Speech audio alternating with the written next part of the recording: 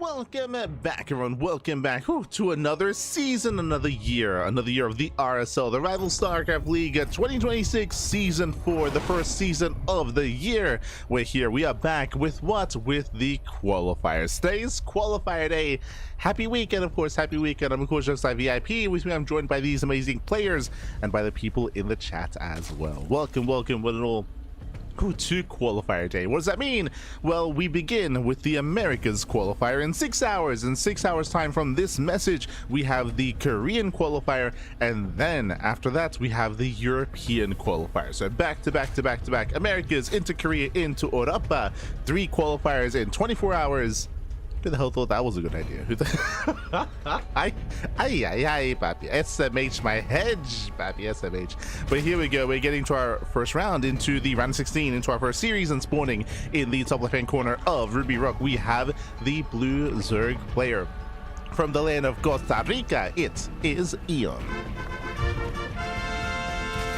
And spawning in the bottom right hand corner, we have the South Green Protoss player. We have the red Protoss representing Streamer Zone. It is SOS. And if you're in the chat, you know what time it is. It is Gamba time. Predictions are open. Place your bets on who you think will claim the series. Best of luck in the chat with your predictions. Coming into this, I would say that SOS is the favorite player. That is true, but ByuN is not too far behind him, and ByuN, he definitely can threaten. ByuN is a hyper aggressive player. He's a very cheesy player, and as you can see here, gas first into a pool, into a delayed expansion. With this, ByuN is going to have access to earlier link speed, potentially earlier banelings and earlier roaches. We'll see when and if he pulls out of gas. Regardless, we do have an aggressive start here out of ByuN. SOS scouts with the probe. SOS is fully aware of the earlier gas and earlier pull timing, so SOS should be recognizing to take this seriously and to play it safe from here. Here we go. But again, it's going to be 3 qualifiers back to back to back to back. We will only be casting 2 of them, by the way. We'll be casting the Americas and Korean qualifier. The European qualifier, I believe, is going to be at 5 a.m. my time, so it's a little bit too late. Technically, I could cast it, but we got another cast, like, what, 6 hours after that, so sleep is nice, sleep is good. We will not be covering the European qualifier, so that might be so much, but I'm sure other people will, whether it's ByuN, he's also casting, he's also streaming, and potentially some other community casters as well. Meanwhile, Lings, they do slip by, and Lings, they do slip in. The Adepta came out a little bit too late here, but these Lings, they shouldn't get too much done with good enough worker micro. SOS should not lose a probe.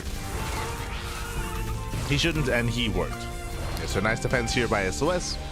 Lings, they slip in, but they only disrupt mining. They disrupt mining, all the probes are kept alive. Adept can now move out across the map, and we can see that ByuN did stay in gas. He stayed in gas, and I was curious what it was going to be for. It was either going to be Baneling Nest or a Roach Warren, but no, it is going to be a lair. Very fast lair timing here by ByuN. With the fast lair, I'm leaning towards a Link Queen Nidus all-in. I'm leaning towards a Nidus all-in, as we're still mining gas, so I'm thinking Niduses or maybe even Dropper Lords, right? We could morph in a Dropper Lord and try to make our way into the main base and try to ferry into the main as well. So those are the 2 things in my mind, at least. Oh, they're scouts. Yeah, big scout, big moment. SOS, he does confirm the lair, and in his mind, he should also be thinking of the 2 things I mentioned, Dropper Lords or Nidus Worm, because there's no extra gases, no extra income. This is not like 2-base Muta or anything crazy like that. This has to be here and now soon, and here come the Lings. Lings, they're flooding across the map as we speak. Oh, who is it? Is it me? No, yeah. Stay with us, Pappy, stay with us. Feels ByuN, man, as Lings to arrive. The Oracle does go to town on these things. Oh, we're stuck with it. Yeah, we're still attacking. That's so many Lings going down for free. 20 Lings. Oof, and they were necessary for the all-in. Meanwhile, we have the answer. It's Nidus. It's going to be a Nidus all-in, but 20 Lings that were just thrown away, and they achieved nothing. They dealt a bit of hull damage, but they failed to kill the Adept. The shield battery was within range, and the Lings could not kill. Lings could not kill. We do have a spotter pylon here further back in the main base. Spotter pylon is in position. Nice, it's coming. How many Lings do we have? 20. Ooh, 20 Lings left. The Oracle is deflected. Nice into the main base. Gets spotted. It does get spotted. The boys are being pulled. That does race on over. The Nidus looks like it will barely finish. But what pops out? 1 queen, 2 queens, 2 queens pop out. The Nidus is on the way. The queens get surrounded, and the all-in is failing at this point. Yeah, the all-in's going to be shut down. Both queens do fall. Nidus Worm will not finish this time. And SOS defends. SOS does defend. Behind this, Eon, he has no drones. He has no drones, he has no mining, he has no economy. There is no way out of this. He's now going for a Desperation Nidus outside of the natural. But the longer this game goes on, the worse it's going to be here for Eon, as we're now warping in extra Stalkers, extra Depths. The other probe goes to expand and get a third and scouts the Nidus. We do have the warp in. Lings, they do try to flood forward, but again, the wall here is solid.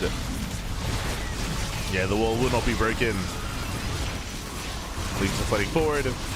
Queen's waddling in as well. There's the NG overcharge, and nothing's going to die. Yeah, nothing will die here. He might get one Stalker as the shield battery does run out of energy. It was only one battery, true. Only one battery. The oracles, they go ham across the map. They deny mining. Lings, they try to trickle in. But GG gets called. GG gets called, and SOS takes game number 1. Whew. GG. GG, well played. Again, there was potential here for Eon. Unfortunately, he was scattered at every turn. The early gas was scattered. The lair timing was scattered as well. So SOS, he knew to be safe, he knew to be careful. But it was a really rough start even after that, referring to the 20 lings that were thrown away. Remember, Eon, he committed into trying to kill that one adept, but the shield battery did finish up in time, and that adept survived, and 20 lings were killed. That was essentially the size of the army of Eon, because after that, when the Nidus hit, he had 20 lings. So he lost half his army. Alas, potentially that could have worked a little bit better if he had everything retained, potentially. The problem, of course, was that the Nidus Swarms weren't really able to finish up.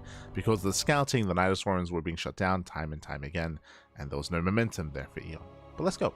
Now we're going to be loading into game 2, and we'll see what our players have up our sleeves this time. Let's go.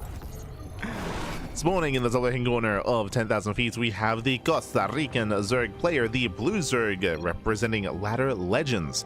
Down in the series, we'll see if you can bounce back. It is Eon. And spawning in the bottom right-hand corner, we have his opponents. We have the South Korean Protoss player. We have the red Protoss representing Streamer Zone. It is SOS.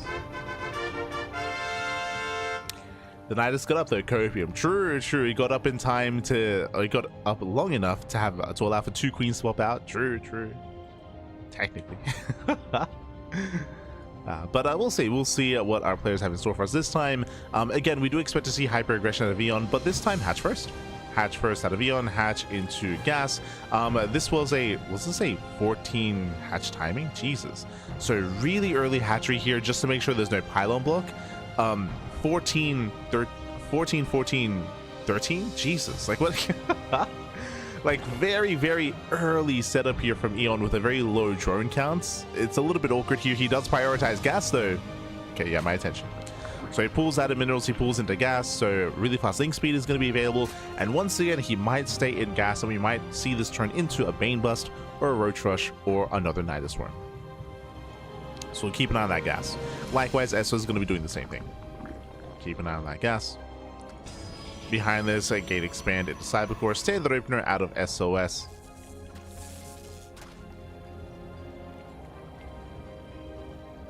And this probe is going to be zoned away thanks to the early lings. And we can see that Eon pulls out. Okay, he pulls out of gas. He does have 100 for link speed.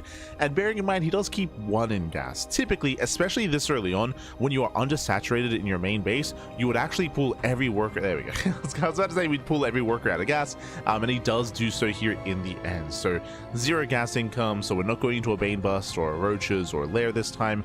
Early link speed, that is true. But outside of that, Eon is droning.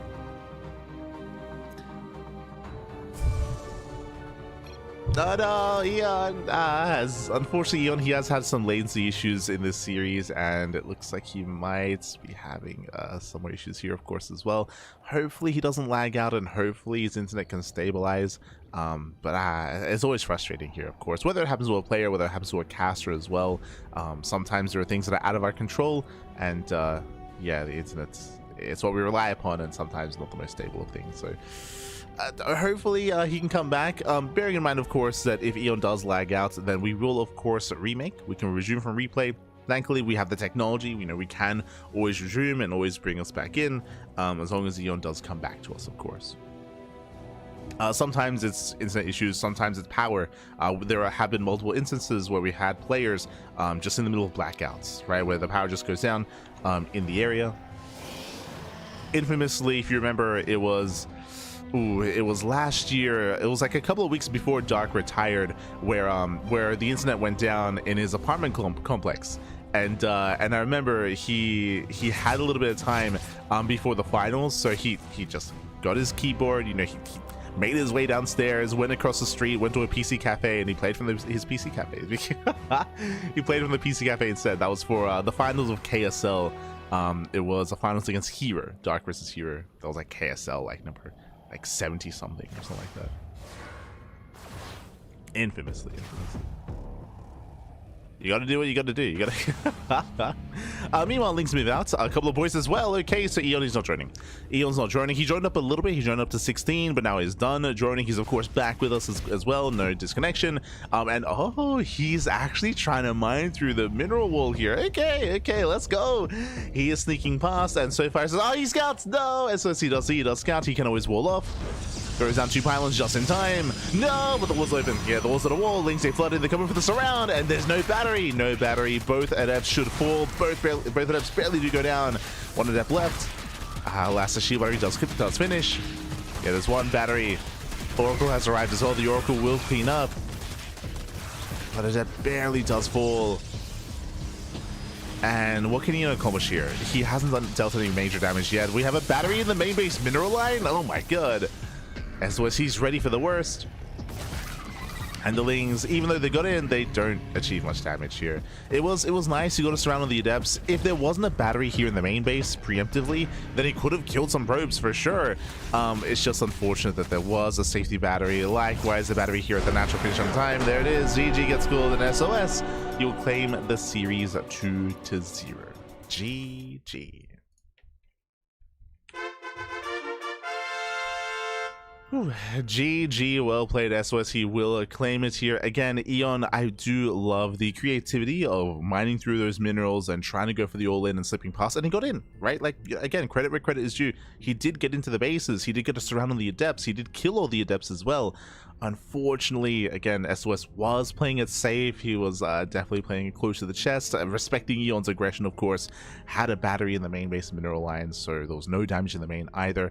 Likewise, of course, the Oracle also cleaned up as well. Even if there was no battery, even if some probes went down, there's a high chance that the Oracle cleans up, that the boys are being pulled, and that SOS still survives with a high and healthy probe count anyway. But GG, well played, and again, I do appreciate Eon being a little bit cheeky here on 10,000 feet, but congratulations to SOS as he does make it through into the next round.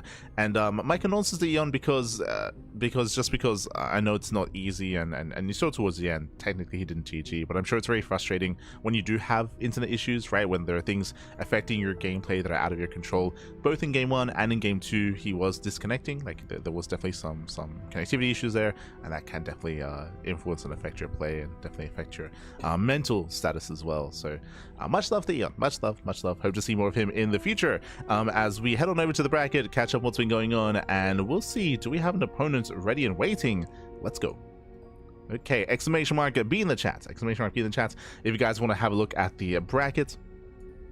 From the top, we have ByuN versus Roxas, currently going on in the round 16. We do have Sortal versus Mute. I believe that is being covered by ByuN. I was very tempted to jump into Sortal versus Mute for the first round, but again, ByuN just got that covered, so we did hop over to SOS and Eon instead. Scrolling down a little bit further, Bunny takes down Universe. Universe took a game? No shot. Wait, what? As it looks like no, never mind, it was a 2-0. It was a 2-0. It looks like they did misreport, so hopefully the admin can fix that up. But if you look at the challenge bracket, you can see that Universe, he put 0 for game 2, but it's still like put him as winning the game. So yeah, we'll fix that up. But it was a 2-0 in favor of Bunny. Bunny is waiting for the winner of Perceive and Percival, not to be confused with each other, but both Korean Terran players, which also can be a little bit confusing. But yes, Perceive and Percival, they're up against each other in the round of 16. Percival is the favorite player there, but best of luck to Perceive. Meanwhile, we have Shin versus Macro Monster in the first round as well, and we're going to be waiting for that series to wrap up. We're going to be waiting for Shin and Macro Monster because ideally we want to follow Shin into SOS. That's the plan. That is the plan.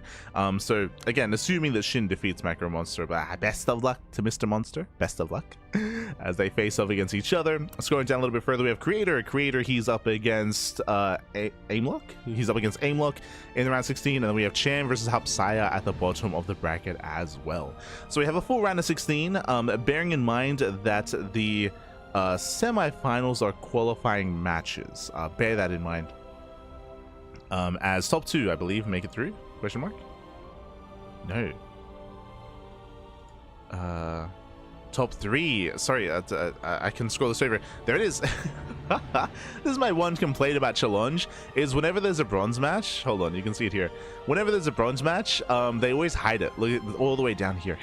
They couldn't put it a little bit closer to like the first and second place match, but all the way down here, there is a third place match. So top three do qualify for the main event. That means that the finals will not be played, but the bronze match will be played. So top 3. Feels a bronze match, man. It's just it's like off to the side. Like, don't pay attention to this. Don't worry about it. Don't worry about it. Nothing to see here. But for now, we have some downtime. We do have some downtime. Again, we are with SOS here. We're waiting for Shin and Macro Monster to wrap up their series, and then we'll be following that winner into SOS, and then most likely following those matches into the lower qualifying match. Meanwhile, Bomyoja is in the upper half of the bracket with Sword of and Mute, into most likely ByuN, into either Bunny and Percival, into the upper qualifying match. The way that we are set up here is that Bomyoja, he'll be covering the upper qualifier, we'll be covering the lower qualifier, and most likely we'll both be jumping into the bronze match. That is the current plan. It's the plan.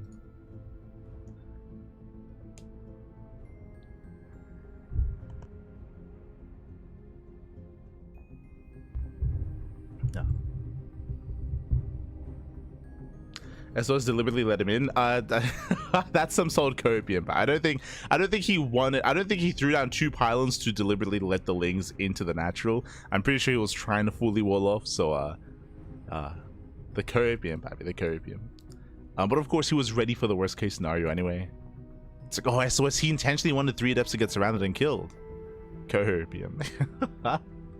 True. For now, though, we do have some downtime. So from here, we're going to be cutting to a break, and when we come back, we will have we're getting some updates here. ByuN takes on Ruxus 2-0, so we're getting updates as we speak. So the break shouldn't be that long, but you know, we'll see. It's a little bit up in the air. Oh, it's a little bit up in the air. So we'll see you soon. We'll see you soon after the break. See you soon. Bye. See you soon.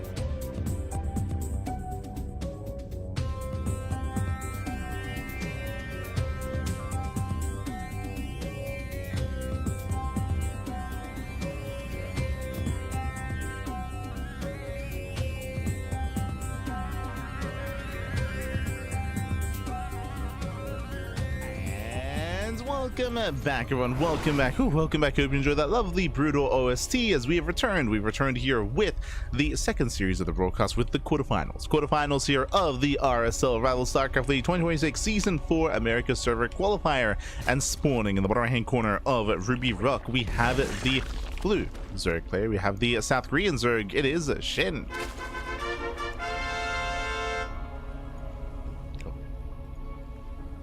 And spawning. Oh. Cyan? What? What? hold on. And spawning in the top left hand corner, we have the blue, sorry, the red Zerg player. Sorry, I have to fix that up. We have the red Zerg player himself, the South Korean Zerg for Streamer Zone. It is SOS. Hold on, he's on a barcode account, so I have to fix up his name. Un momento, papi, un momento.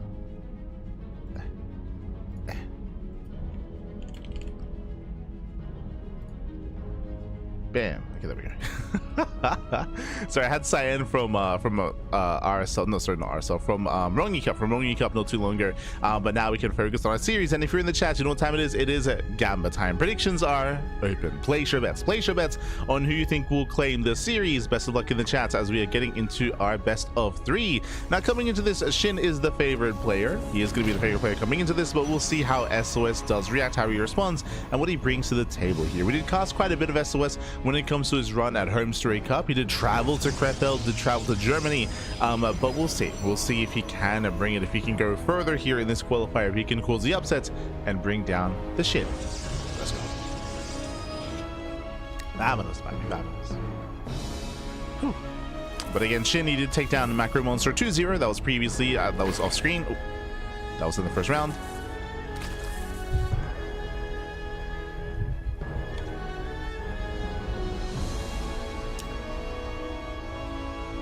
One of these days we need to make a barcode account that can actually be scanned with a barcode scanner. Ah, let's go. One day, baby, one day. In the not too distant future, we're gonna have the QR codes as in-game names instead. It's gonna oh no, baby, oh no. It'll replace the barcodes. For now, though, we are going to be opening up Hatch Gas Pool, standard open out of SHIN. Likewise, SOS doing the same, going Gate Expand into Cybercore, into said Stargate as his tech of choice. Everything's looking normal, everything's looking standard. Again, a bit of a breath of fresh air after the previous series, which was non-stop aggression. Now we can calm down, at least in the early game. Now, when it comes to Ruby Rock, welcome one and all. Ruby Rock is one of the smaller maps of the map pool. Smaller map, shorter rush distance by ground. We often do see a lot of aggression here on Ruby Rock, and it goes both ways. Whether it's SHIN or whether it's SOS, we're leaning towards aggression. Something that SHIN has been very fond of in this matchup in recent weeks is mutaplay, so I would expect to see that on a larger map like Winter Madness or Celestial Enclave. Like, that's where I would be leaning a little bit more towards mutaplay in the mid game. On a smaller map like this, it is riskier to play mutas, so we should be expecting more standard play out of SHIN. We'll keep an eye on it. So now the adepts do threaten the shade. They do threaten shades. So far, SHIN is keeping up. The Oracle has arrived, and oh, it's going to be Oracle into Void Ray. We did actually see this at Home Story Cup. Oracle into Void Ray, an interesting setup here from SOS. Honestly, typically you open up Void Ray first, and the last time we saw this out of SOS, he was punished and he was denied. What is the reason for this? By skipping your second Oracle, it does mean that your third base specifically is vulnerable, is exposed, and a Ling Flood, a Ling Run By, will force a cancel. Thankfully, SHIN is droning. SHIN is droning, SHIN doesn't make extra Lings, so SHIN cannot apply pressure, and SOS will not be punished. But we have seen this style punished before. Not this time. Who was it? I think we were casting, was it SOS versus Lambo? No, who was it? I might have been.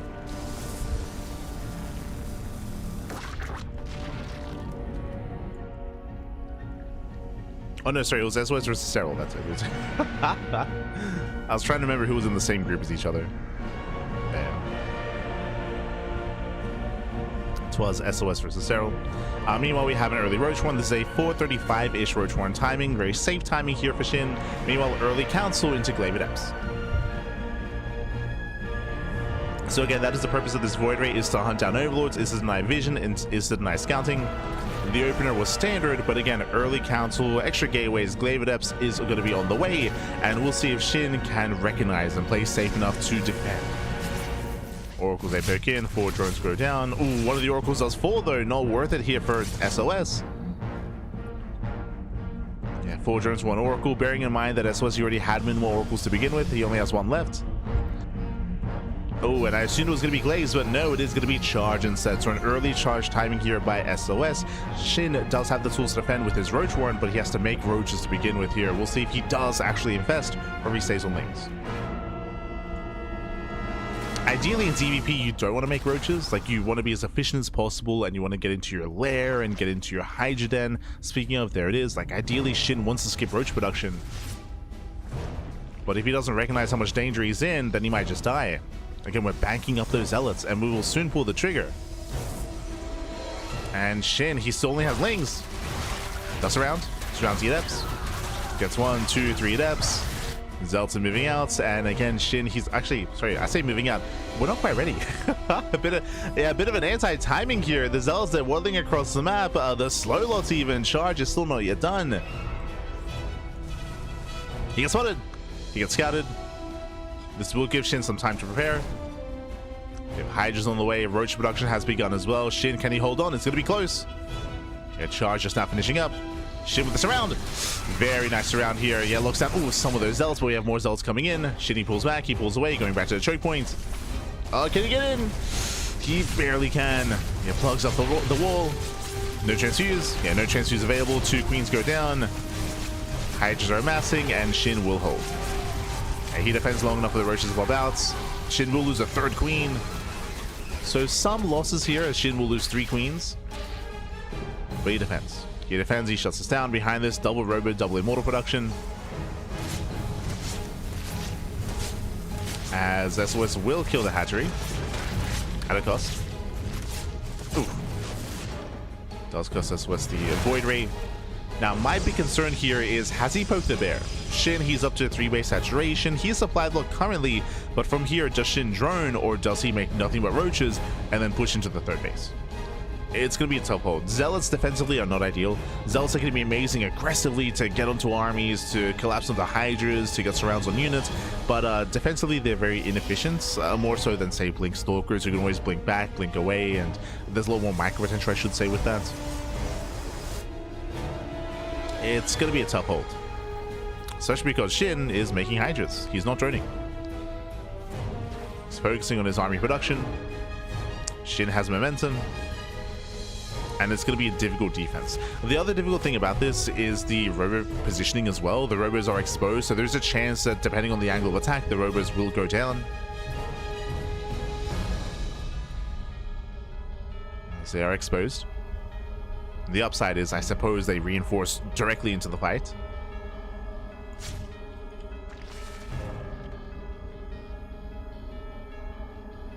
Here we go. SHIN, he's almost maxed. He's almost maxed out.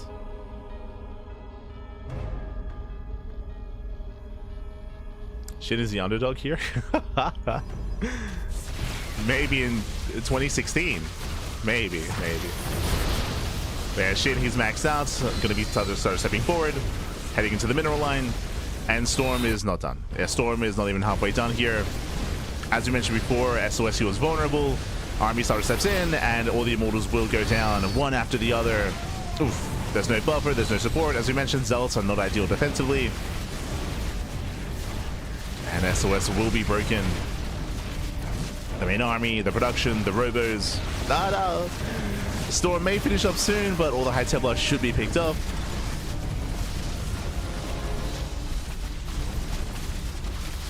And SHIN overwhelms. SHIN, he does overwhelm. GG gets called. SHIN takes game number 1.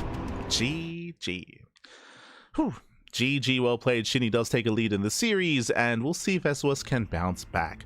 Once again, winding it back, it is unfortunate, but SOS, he was scattered ahead of time. He did do a decent job when it came to hiding his main base and hiding his Twilight Council timing from the Overlord with the Void Ray. We assumed he was going to go into Glaze, but he went into Charge. But if you remember, he got scouted in the center of the map. He got scouted as he was moving out, and that did give SHIN a couple of seconds, and every second counts, to actually start Roach production, to pull back his queens, to wall up at his natural, and to defend. It was a very, very close defend there, but he was able to create that choke point, able to shut down the Zealots, And then it was game. Then it was game then and there. It did mean that SOS was going to be vulnerable to whatever counterattack would come his way. And with that, we're now getting into game number 2 and spawning in the bottom left-hand corner of Celestial Enclave. We have the South Korean Zerg player. We have the blue Zerg representing himself. Currently teamless, it is SHIN. And spawning in the top right-hand corner, we have the red Protoss player. We have the red Protoss himself. We have the South Korean Protoss. It is SOS. SHIN Rogue, I'm confused. What? Oh, if you're maybe a newer viewer to StarCraft, SHIN, he's like what, top 2 Zerg player in the world right now? Oh, sorry, in Korea. Like, just as a brief introduction, welcome to RSL. When it comes to SHIN as a player, he is a very veteran Zerg player right now. He's top 2 alongside Solar. I would say Solar, then SHIN, then probably Rogue when it comes to Korean Zerg players. SHIN, he has been called SHIN for a couple of years, but it was, what was it, 2022? Maybe? 2022, he name changed. This is Ragnarok. If you're an older school viewer of StarCraft, Ragnarok, he's been around since almost the beginning. He was on CJ Entus back in the day, ex-CJ player back in Pro League. But Ragnarok did name change to SHIN. That was a couple of years ago. I know Ragnarok. Yeah. Oh, let's go. Let's go. If you're curious, there is a bit of a fun story. The reason why he name changed was because if you remember, SHIN, or Ragnarok at the time, did make it to the GSL finals. Again, this was a couple of years ago. He made it to the GSL finals. And his family went to cheer for him, and his family couldn't pronounce Ragnarok, especially because in a lot of Asian languages the R is pronounced a different way, right? It's like more of an L sound, and they were in the crowd. They had a hard time pronouncing his name, so he name changed to SHIN, which is his real name, just to make it a little bit easier for him, for his family to cheer for him, to cheer him on. So there's a bit of a backstory as to why he name changed, but this is his IRL name, like SHIN.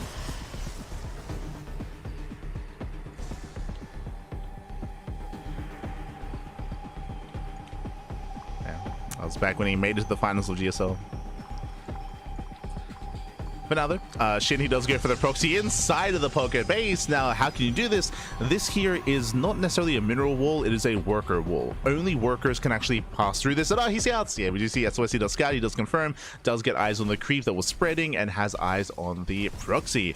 Behind this, SHIN is making Lings and going to a very fast Roach Warren. He pulled into gas, he stayed in gas, so Ling speed into Roach Rush. SHIN is all in. SHIN is all in. The hatchery's taking a couple of hits. You can see SOS trying to wall up here on top of the high ground. He already has a wall here towards the natural. Roach production directly into the main base. We got 3 roaches on the way. And Ling's going to be rallying. Ling's, they will rally across. At least we can cheer on. Yeah. It's a very cute story. It's very cute. It's very wholesome. Very wholesome. His family was in the crowd. As first rush is full, the queen is about to whip out. Again, just have more of a presence here. At the same time, Ling's a poke in towards the left-hand side. Ooh, the sentry's in position. The shield battery does complete. Does finish the battery. Ooh. And this is having a really hard time gaining momentum here. The Ravager is going to be denied. So far, nice defense here by SOS. He does have a second battery, and we're running out of steam. Yeah, we're running out of steam here. SHIN, he's running out of units. He will lose the queen. He will lose the roaches. And behind this, SHIN, he begins to drone. This tells us that SHIN believes that the all-in has failed. We can't get the soul here. Gets one. Gets one. Doesn't quite get the other. Okay. Getting some value here.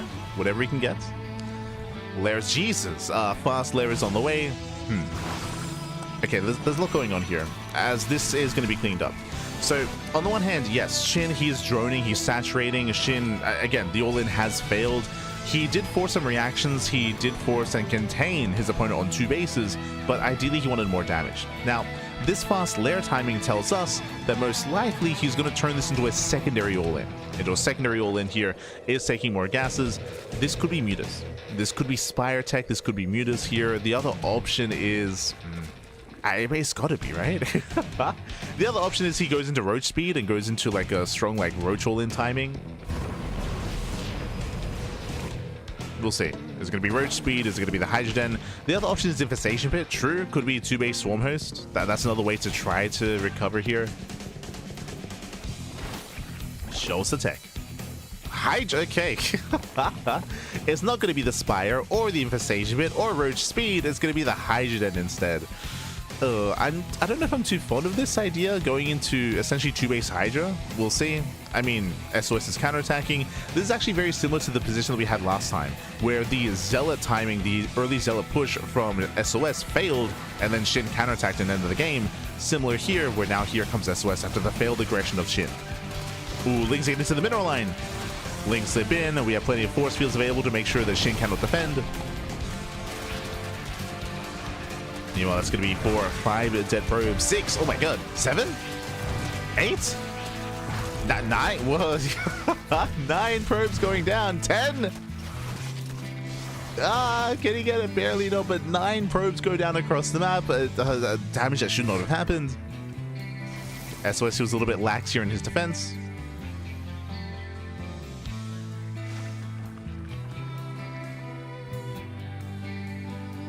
SHIN, he's building up his thing Hydra again with due to all these force fields. SHIN, he should never get out of the main. Third base is going to be denied. Again, like, how does SHIN get out? He doesn't. He's just trapped in his main perpetually. There are so many force fields. Yeah, I mean, outside of a Nidus Room or Trumpet Lords, SHIN's stuck. Oh no, do not try to get out. If he tries to get out, his army's going to be cut in half. SHIN literally cannot leave. There we go. Here come the Dropper Lords. Now, if SOS does take note of this, he does have some Stalkers. He can try to focus on the Dropper Lords themselves. Remember, Overlord speed is not researched, so these Dropper Lords are quite slow. But SOS doesn't notice.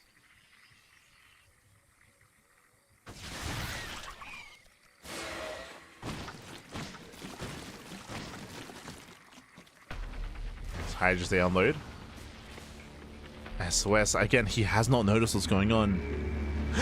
Oh, he commits. Yeah, the army commits in. Hydras are a little bit late here when it comes to the flank. Oh, but does SHIN have enough? Looks like he barely does. Starter steps in, catching out 1, 2, 3 sentries. And SHIN, he's broken out. He's broken out. He wants those Stalkers.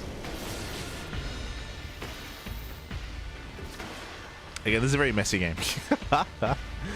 It's very messy. Oh. Getting a sentry, getting a Stalker, getting another... Oh, barely not.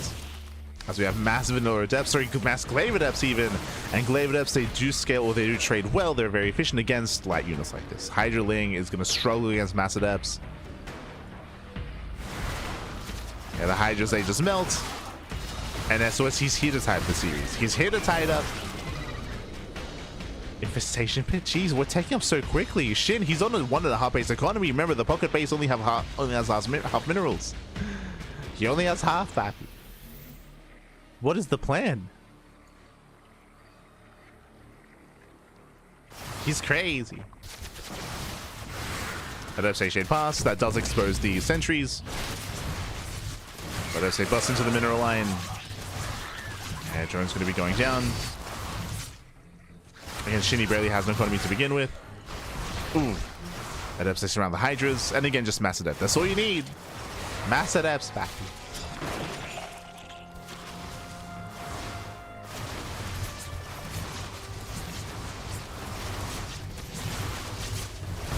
As that's what he should be able to deny the expansion. Even here, though, he's protecting the Roaches quite a bit.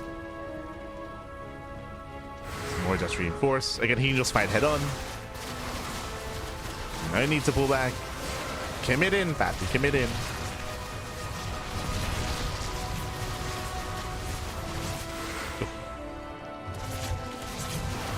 As he shades into the main way, still hasn't dealt any critical economic damage, but that should be about to change. Oh, just gets one drone. Gets one. It looks like SHIN will eventually clean this up. Oh, but GG. There we go. GG gets called too far behind, and SOS ties up the series. We're going to the ace match. GG. GG, well played. Again, a very chaotic game there from SHIN, bearing in mind that the proxy was not worth it. He was able to kill, what was it, 2 Stalkers in a Sentry? Maybe? If that, like 2 Stalkers in a Sentry, but he just did not achieve any damage. He didn't gain momentum. If you remember, his Ravager was denied, his Roaches got focused down. It was a big investment to proxy hatchery into that pocket base, and if it didn't get scouted, then maybe it could have built up and gotten out of hand, but it did get scouted relatively quickly, and sOs was able to shut it down. GG, well played. With that, we're going all the way to the ace match. Of course, we had SHIN attempt to recover from there and attempt to get into 2-base play. Going into Ling Hydra is a really expensive composition, especially in a low economy, so I wasn't really sold on the Hydra den. That's why I was thinking, you know, Mutas or Roaches, but when Hydras instead. It was a bold move. Didn't quite work out, and now we're getting into the ace match, and we'll see how this story ends. We'll see who does advance on into a qualifying match. As spawning in the top right hand corner of the Old Republic, we have, oh, as I should fix up the nameplates. There we go. Spawning in the top right hand corner, we have our South Korean Zerg player. We have the blue Zerg representing himself, currently teamless. It is SHIN. And spawning in the bottom hand corner, we have his opponent. We have the red Protoss player, the South Green Protoss representing Streamer Zone. It is sOs. We go.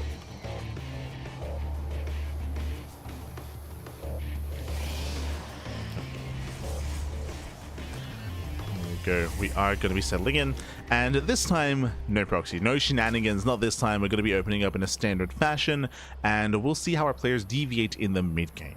Now, last time we saw sOs go for a standard opener Stargate into a 3rd base, but then he went for a very fast Twilight Council into an all-in, which did fail. SHIN was able to defend against it, so we expect to see sOs go for something different here. He could go into Glaive Adepts, or he could get into Blink and play standard and get into a macro game. We'll see. I will say that in a more standard macro game setting, SHIN would be favored here. I would expect to see something out of left field out of sOs instead. There are a lot of variations, I should say, after a Stargate. Like, we have seen Hero be quite fond of going Stargate, Void Ray into Fleet Beacon, into Tempest Rush, for example, or into Glaive Adepts, or into like an 8-gate Blink 3-base all-in. There are a lot of variations, so we'll keep an eye on sOs. Likewise, it's going to be up to SHIN to scout and to confirm, to figure out what's going on. I wouldn't even be opposed to sOs opening up Void Ray and then just playing standard from there and making it look like he's going for the same build he went for in game 1 and then just like deviate away from that. But we'll see. For now, Stargate opener out of sOs. Whether he goes Void Ray or Oracle, yet to be determined. We'll keep an eye on his rally. sOs, he's aware of the positioning of the first Overlord. Second Overlord is here on the right hand side. Headed towards the main. Meanwhile, SHIN pulls out of gas, so this time there's no early lair, there's no early tech. Pulls out of gas, droning up, playing macro.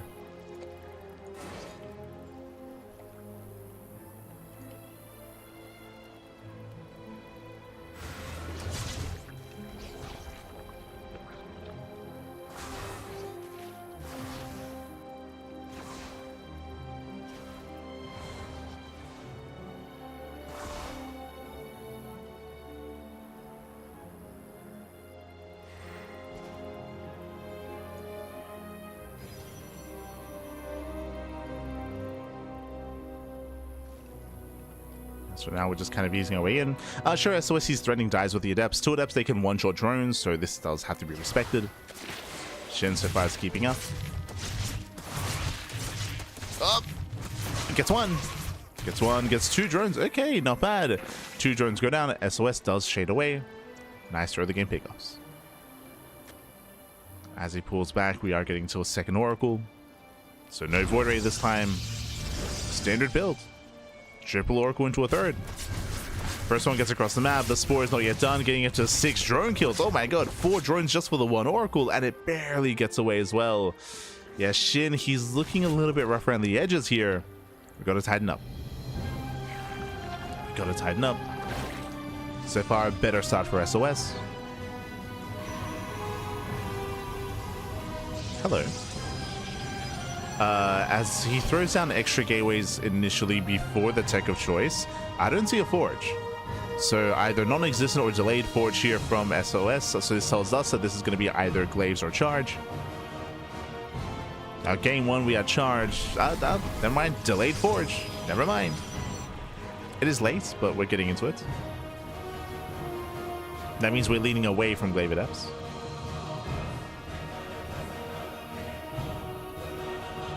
As adepts didn't really benefit from upgrades.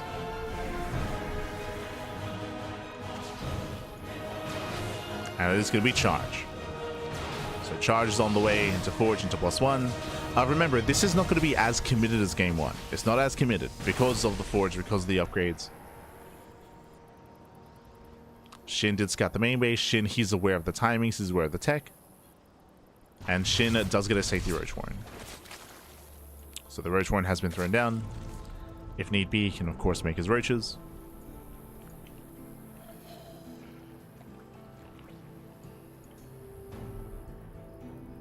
Meanwhile, we have double oracle outside of the main base. Another oracle heads towards the third. As the oracles move out, Lings, they move in, they get a surround. Ooh, they catch all 3 zealots. Only one within range of the battery. And SHIN should snipe 2. Yeah, 2 zealots go down. More importantly, he sees all these charge lots. Again, there should not be a reason for zealots to be in at this stage of the game. So now he knows it wasn't glaives, it wasn't blink, it was charge. So the charge lots have been revealed. This will prompt SHIN to make roaches. At least it should, as he spots the move out. And there we go, 6 roaches are on the way. Now, SHIN did wait for the move out, so they're going to be a little bit delayed here. But I think it's going to line up. Oh! Station shots popping off, getting a 1 drone each. Ooh, catching even more in the main though. 3 drones and 2 queens. Yes, again, the roaches were late. So late roaches here, the hatchery does take a lot of hits, but I believe SHIN should defend. He will deflect. Now, what's scary here is that SOS is being a little bit predictable. He's going for the same follow-up. So after the zealot timing, which was not as committed this time, he's going for double robo, double immortal production. Do you see what I see? What shoots up here? We have immortals, we have charge lots, and we have a muta response. So this is calculated here because SHIN knows blink is heavily delayed.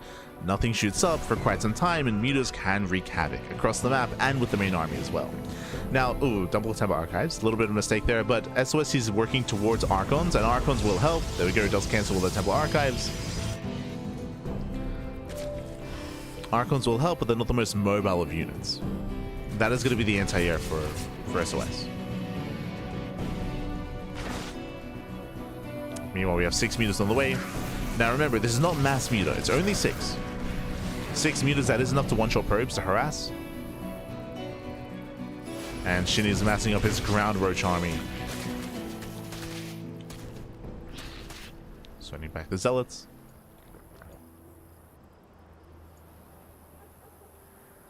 Mutas have them made their way out. Ooh. As oracles do snipe the queen, they get into the mineral line. Drones are going down, and SHIN does make a choice here. He chooses not to reveal his mutas. He could have hunted down the oracles. Could have hunted them down. 4 drone kills, mutas, they get into the mineral lines, and probes will fall. Oof. And getting 1, 2, 3, 4 probe kills already. This is getting out of hand. Oh no! Yeah, workers, they cannot escape. 8, 9 probes go down. And this is keeping SOS busy. It's keeping him busy. Mutas, they make their way into the main. Getting into 11 kills.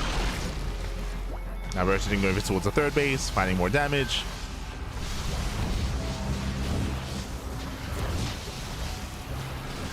Oof. And SHIN actually, after finding all this damage, he actually commits into 5 more. Interesting. 5 more mutas. He's still making more, actually. Yeah, he commits into more muta production. He is switching to mass muta. He does have his ground army just to defend, but now he's moving out. Yeah, he's moving out. SOS is on the back foot. Storm is done. No Archons, but he has 2 at Templar. Going to be at least 2 Storms. At least 2 defensive Storms here at the third. Mutas, they rotate over towards the main, and again, SHIN is making even more mutas.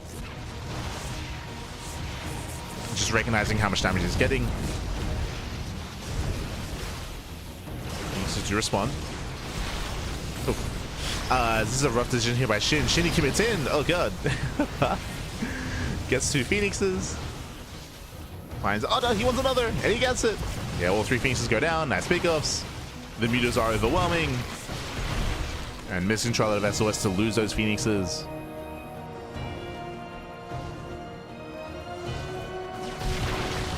Diving on the High Templar, he gets one. Gets one, gets both High Templar. Ay, ay, ay.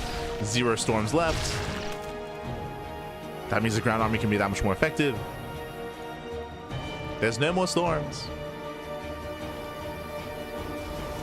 High Templar, they just warped in. They just warped in. They need time to gather energy. SHIN is pushing forward. He sees an opening.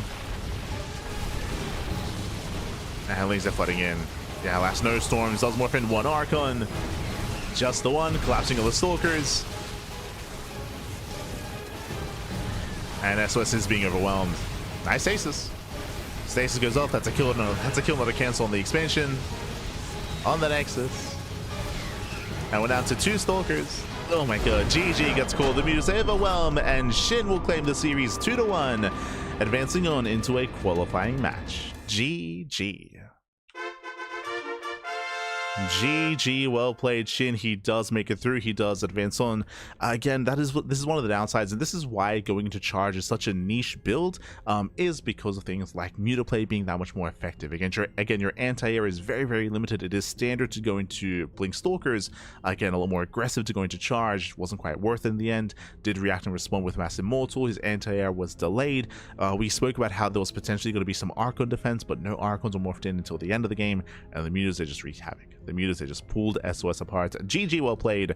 With that, SHIN does make it through, and we'll see if SHIN has an opponent. Let's go. Exclamation mark be in the chat to have a look at the back yourselves. Let's have a look together. As SHIN is in that qualifying match. He's not the only one though. Percival takes down Perceive 2-1, takes down Barney 2-0 as well. Again, if you haven't been watching Percival as of late, his TVT has been improving, and we've been seeing Percival beat ByuN on a regular basis. And hey, if he can beat ByuN, he can beat Barney. And if ByuN is his next opponent, I would say that Percival is favored to qualify actually. Jesus, again, he's been on a big win streak against ByuN as of late, so Percival is looking like a beast in that TVT matchup. Looking good right now. Is looking good. Scrolling down, we have SHIN. SHIN, he's waiting for the winner of Creator and Cham. Creator and Cham, they're facing off in a PVZ. I don't know if they're being casted at the moment. I know that ByuN is covering one of those matches. Let me just double check. ByuN, he is casting ByuN. Okay, yeah. So ByuN, he's in ByuN versus sort of. ByuN is up 1-0. And again, ByuN is focusing on that upper half of the brackets. For now though, I guess we should hop on over to the Americas server, just because we might catch Creator and Cham getting into game 2 or getting into game 3. Like, we might catch the mid-series. We might be able to jump in. Otherwise, again, our attention is here on the lower portion of the brackets. SHIN versus the winner of Creator and Cham. That's what we're waiting for. Creator and Cham, they're 12 minutes into their game. I don't know if they're in game 1, 2, or 3. So just know that 12 minutes in, we'll get there.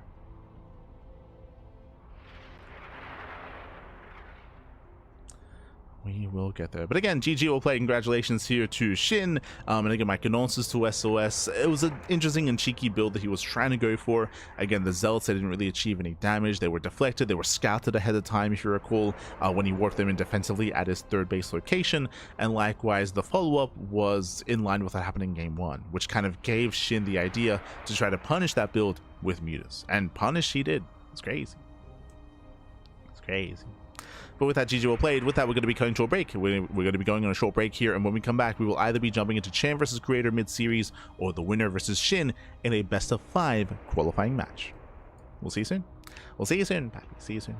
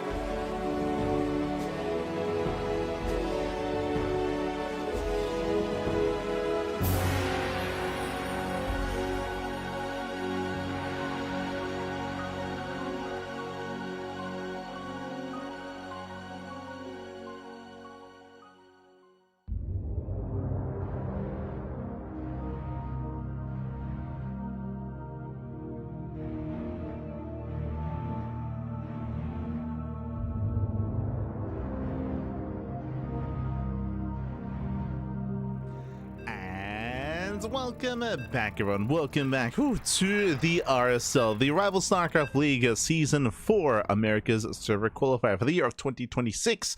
We're back with our first qualifying match. A turn of events here. I was expecting SHIN versus Creator coming into this qualifier, but no. Cham has taken down. His opponent has taken down Creator 2-0. Now we have a best of 5 qualifying match, a ZVZ between SHIN and Cham. Let's go. Spawning in the bottom right hand corner of Title Citadel, we have the South Korean Zerg player. We have the orange Zerg. It is a SHIN. And spawning in the top left hand corner, we have the Mexican Zerg player for Xeritus Esports. It is Cham.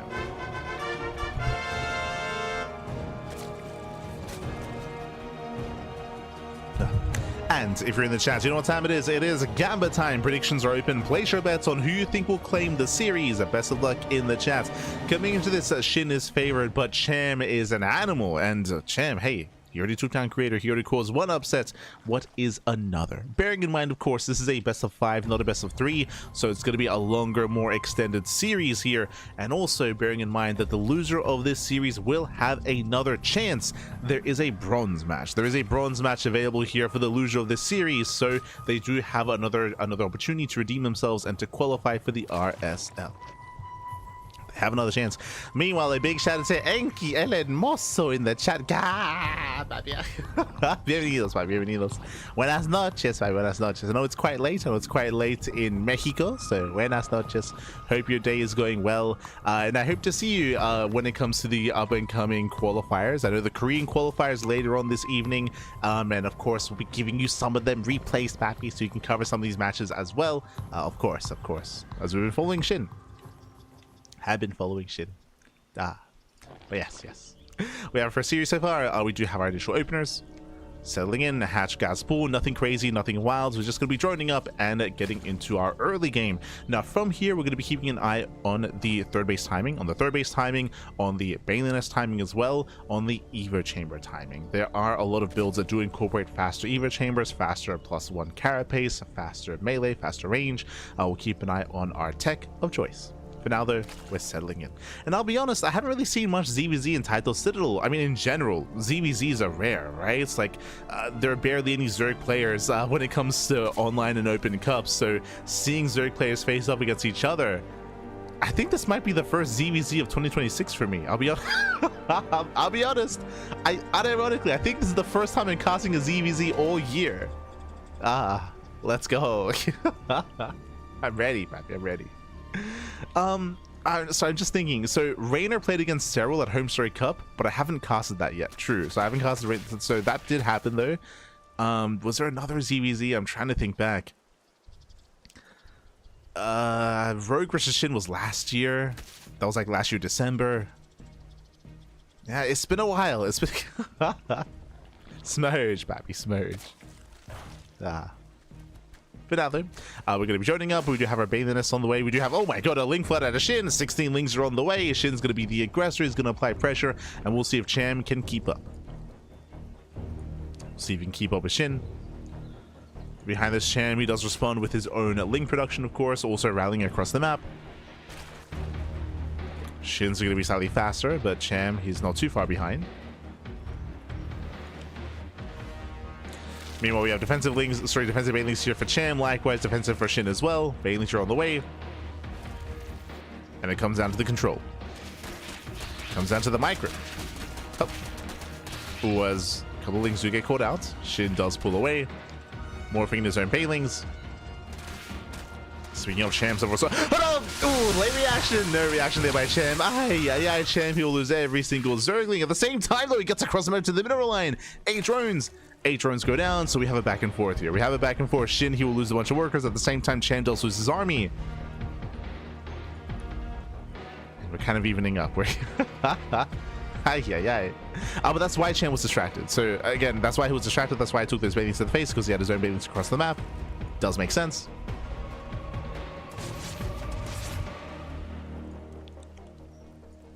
As now we calm down. Okay, now we just calm down. We drone up. We have the Roach Warren on the way. Gases are being taken, and we're getting into the mid game. Okay, we're settling into the mid game. There's no early tech. There's no early Evo chambers. No upgrades. We see Champ applying some pressure. He does connect though. Does connect with the Baylings. SHIN not able to react in time, and Champ, can he break the third? Oh, can he break that third expansion? 2 Baylings do slip by. But no major connections here. No major connections here. It looks like SHIN, he will defend, but he will lose 2 queens in the process. This might just be too much. 2 queens go down. Champ commits in, and Champ takes a lead. Champ, he does take a lead behind this, switching to Roach production. Meanwhile, we do see SHIN going for his own lair. This is a concern that I have. Do you see what I see? I see no Evo chamber, and I see no lair. Champ is going all in. Champ is going for a Ling, a Bane, a Roach all in, no lair, no upgrades whatsoever. One way or another, the game is about to end. Either Champ kills SHIN or he dies trying. And again, SHIN, he's going to be investing into a lair, investing into Roach speed, investing into tech that won't necessarily help in the defense. SHIN, he has to redrone. There's redroning. Baylings to roll in once again. Ooh, catching out 2 more drones. And SHIN is in danger.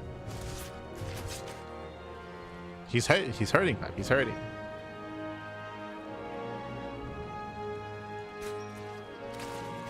Oh, never mind. Champ, he starts up his lair. Late lair here. Lair's on the way. Gases are on the way. Champ, he starts droning. This is going to hurt Champ more than help him. What do I mean by that? Well, Champ, look at his supply. He has 21 roaches against the 9 roaches of SHIN. He was set up for the all-in.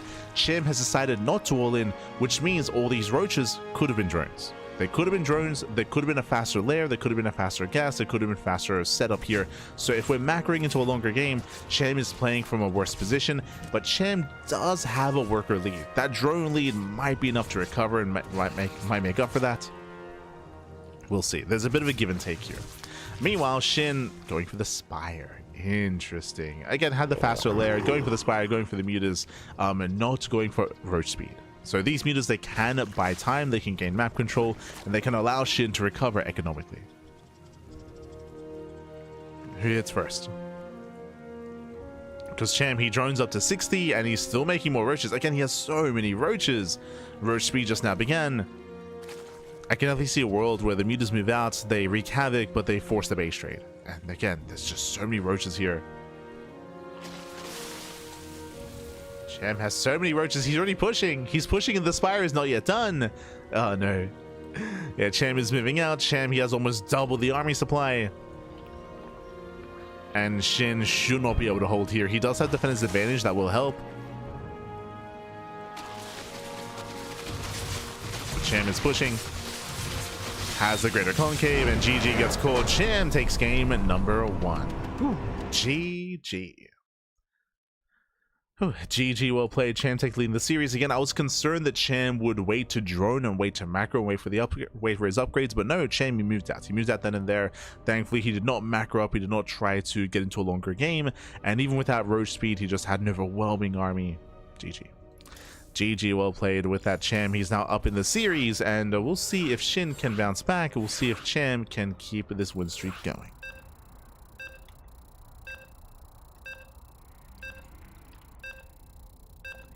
We go.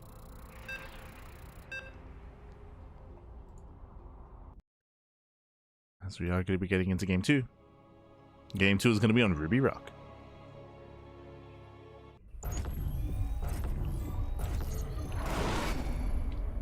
Spawning in the bottom right hand corner of Ruby Rock, we have the South Korean Zerg player. We have the orange Zerg down in the series. We'll see if he can bounce back and make this a series and make this a back and forth. It is SHIN. And spawning in the top left hand corner, we have his opponents. We have the blue Zerg player. We have the Mexican Zerg representing Exertis Esports. It is Cham.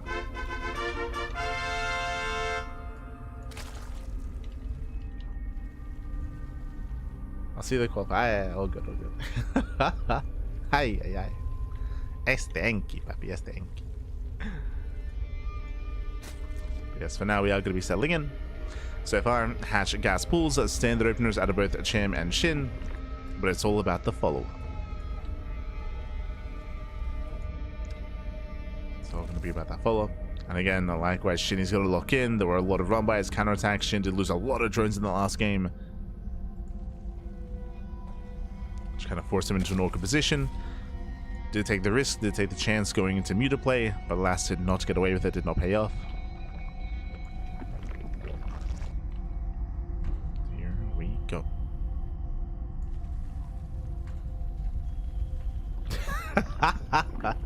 Mexican power. Ah, let's go, baby, let's go. The power of Latino America, baby. True, true. I mean, again, strong start here from Cham.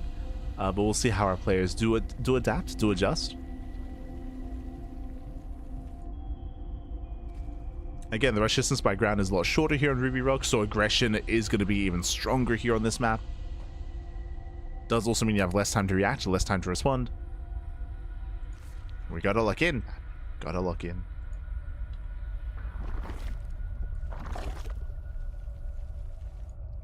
So far we have our standard openers. We've yet to really see any kind of crazy 12 pools or 13 12s or earlier gas timings or 14 14s. Not yet.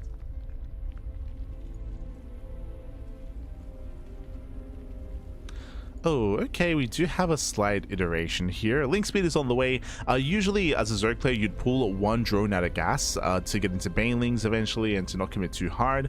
But here we have both players committing to link speed, sorry, into gas a little bit harder here, leading to most likely earlier baneliness into some link bane aggression. Have my attention. Cham takes third, so does SHIN.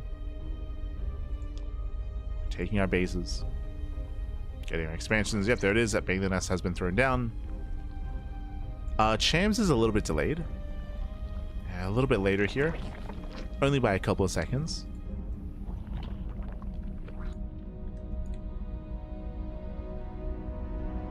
Oh, okay. Now we see what the gas was for. So we had all that extra gas income here. We're going into a very fast Roach run into a Roach rush. So SHIN is going for an all-in. He's going for the all-in. It's going to be on Cham to scout, on Cham to confirm.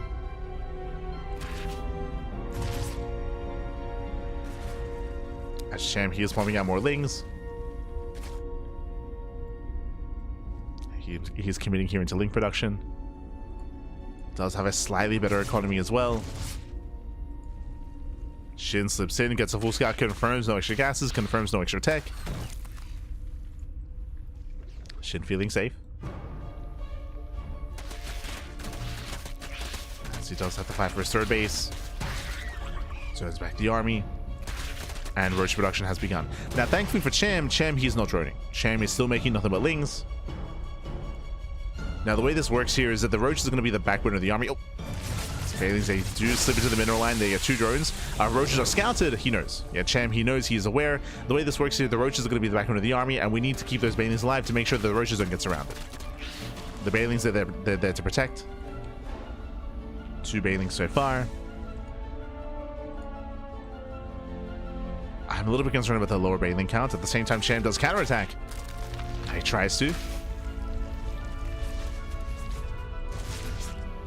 Does counterattack. SHIN gets across the map. Again, it's only 2 banelings though. I'm afraid it's not up. Well, that's a 1. 1 baneling left. Decent connection, but we need more banelings. The Roaches are about to be surrounded. SHIN trying to reinforce. 2 Roaches, 3 Roaches go down. There's 5 left. Yeah, 5 Roaches remaining. Bailings, they barely will not finish in time. It's close. One Bailing. Oh my god. Yeah, barely doesn't finish. And SHIN, he's done it. He's done it. He's broken through. GG gets called. And SHIN, he will tie up the series 1-1. Ooh, GG. GG, well played. I was concerned here about the low Bailing count for SHIN, but he was able to reinforce in time. Cham, he barely didn't finish up his own Bailings. They were seconds away from finishing. Didn't finish up there. They did not complete in time. GG, well played. The all-in does overwhelm, and now we have a tied 1-1 scoreline. Bearing in mind, though, best of 5. It is a best of 5. We still have plenty more games ahead of us. Plenty more games to come. As game 2 is going to be on Winter Madness. Whew, hey. And again, Cham, he was able to scout. He did confirm the all-in was coming his way. He was just barely not in time.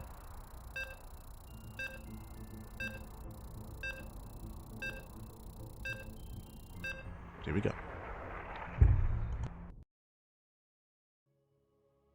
As again, game 3 is going to be in Winter Madness. Winter Madness is one of the larger maps of the map pool. Larger map, longer rush distance by ground. Ruby Rock is kind of conducive to all-in, so hey, it makes sense that we saw an aggressive build on Ruby Rock, but here we should be slowing things down and macroing up instead. As spawning in the bottom right hand corner of Winter Madness, we have the South Korean Zerg player. We have the orange Zerg. Oh, tying up the series 1-1, it is SHIN. And spawning in the top left hand corner, we have the Mexican Zerg player. We have the blue Zerg representing Exeritus Esports. It is Cham. El Chamaco. Here we go. As we're getting into our openers, and again, welcome one and all to Winter Madness. Winter Madness is a larger map, longer rush distance by ground, and more defendable 3-base setup as well. So there's a higher chance that we do chill, calm down, and get into a 3-base economy. So far, game 1 and game 2 have been hyper aggressive, and again, it is ZVZ to be fair, but there's a higher chance that we slow things down here. Something like muta play is more accessible, 2-base play is also more accessible as well.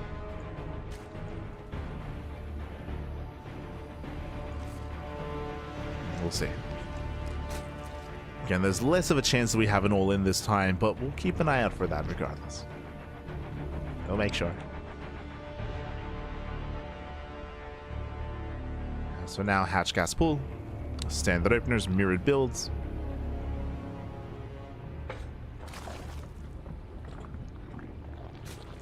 I will say that there are better maps to try to play 2-base on, like Celestial Enclave, for example. But Winter Madness wouldn't be the worst choice.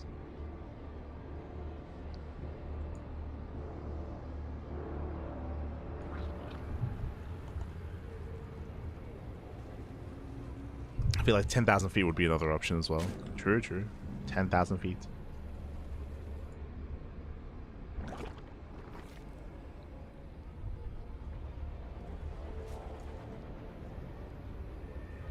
Oh yeah, of course.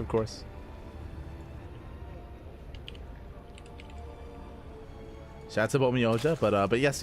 I got you. But yes, there is a bronze match. So true, regardless of who wins and who loses, I should say, regardless of who loses, the loser of the series will have another chance, another opportunity to recover and to qualify for the main event. There is a bronze match. That 3rd place match is also available. Shout out to Bomioja, as Bomioja is also casting the upper qualifying match.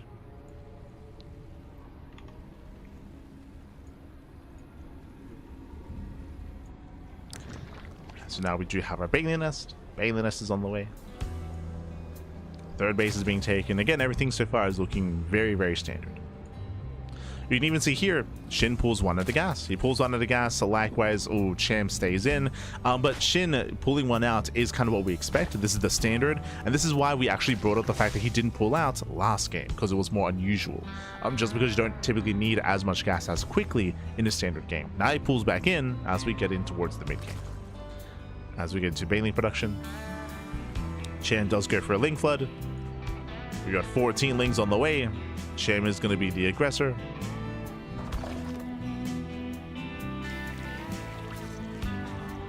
And here we go. We got 2 Bailings morphing in.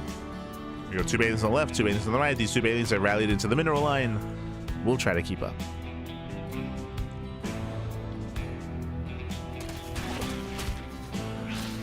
Sham does poke in.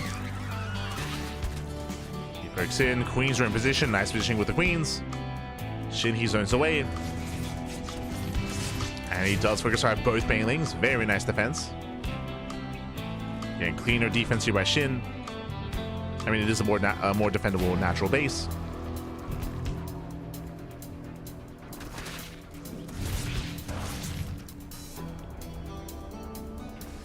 It's more defendable. And coming out of the early game here, Shin is in a better position as he did drone up a little bit harder, did invest into lings less, so he had more drones, and has a slightly better setup.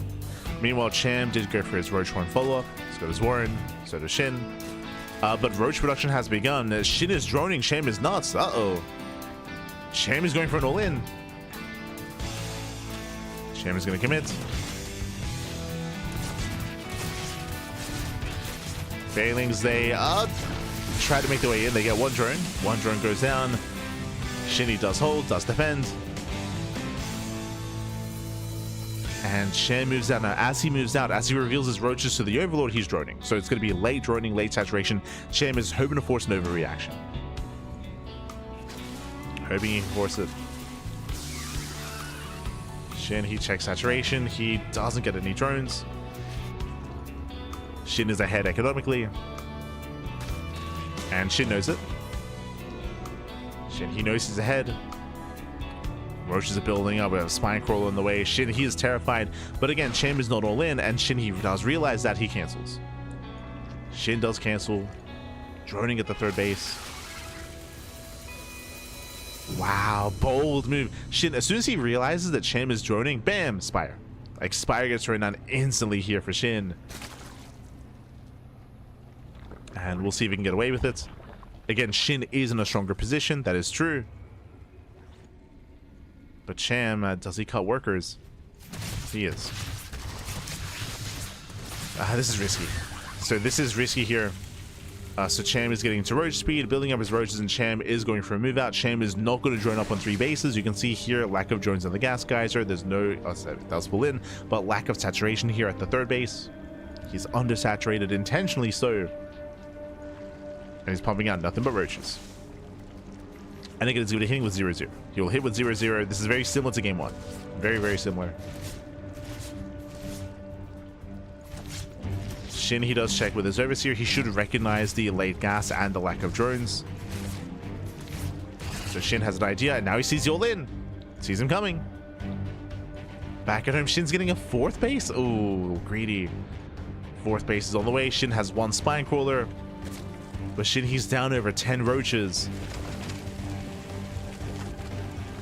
Shin, he's getting +1 air attack. He was droning up as well, up to 64.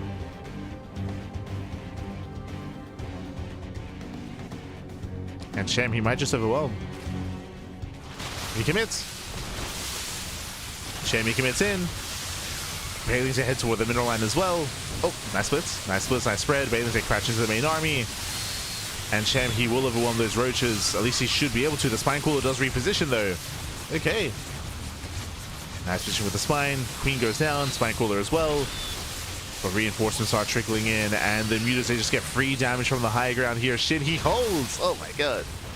Shin does hold. He does defend. Remember, Shin, he defends with a 4th base as well. He was so greedy in his defense. So greedy, but he's done it. As mutas, they just bully the roaches. And Cham barely didn't have enough. Just barely. Shout out to Burrow. We have tunneling claws on the way as well. Shin is still all in. Sorry, I meant to say Cham. Cham is still all in.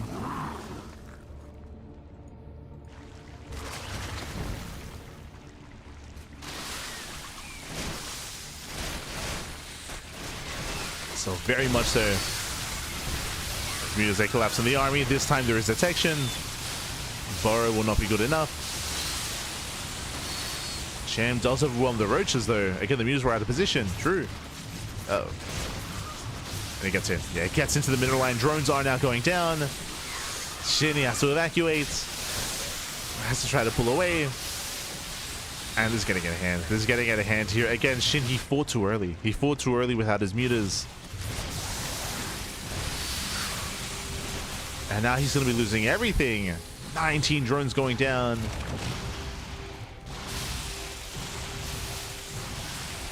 Does catch out the roaches. We have more roaches coming in. Mutas, they're out of position. SHIN trying to hold on. It's still very close. It's still getting close here. Roaches are just buying time. They peel off on the right hand side. More roaches rallying into the fourth base. Main army dust busts into the main. God, and Chan just being so annoying. But SHIN is keeping up with the splits. Very impressive. Keeps up with the splits. The fourth base is not the most important thing here. So it may go down.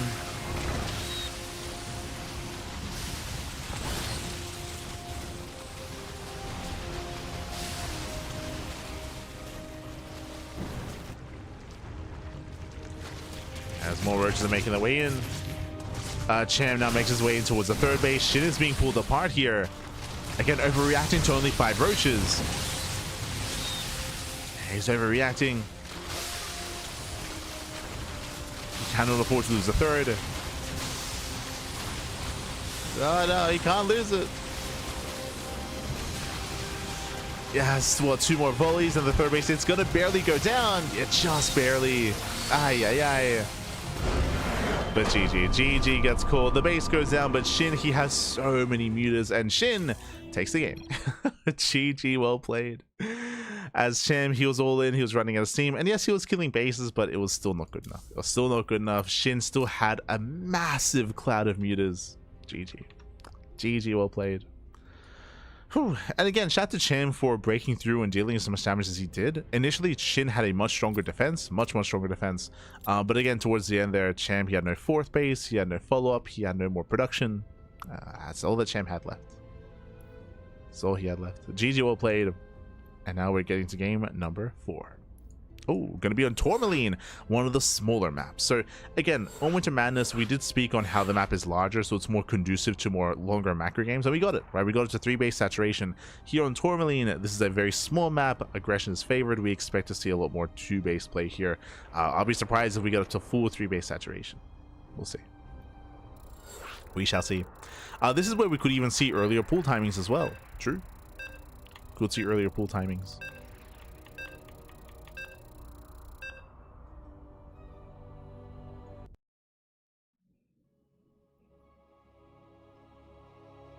So we are heading on out.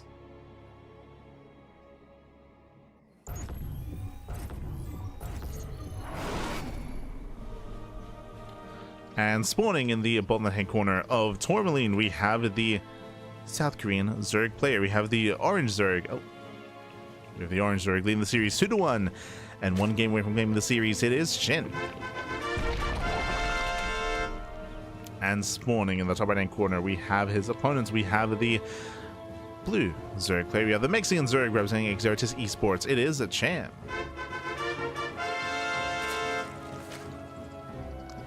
We go.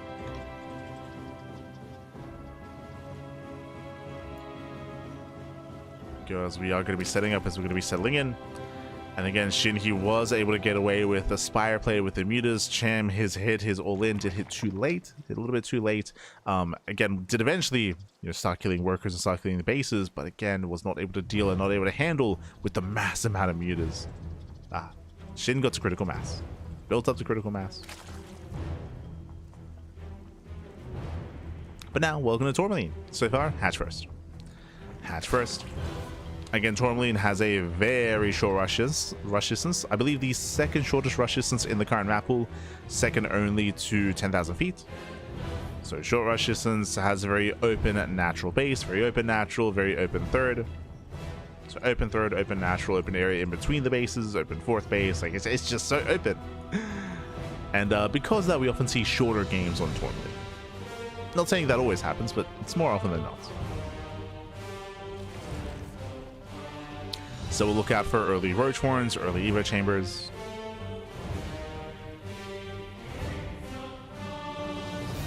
We'll look out.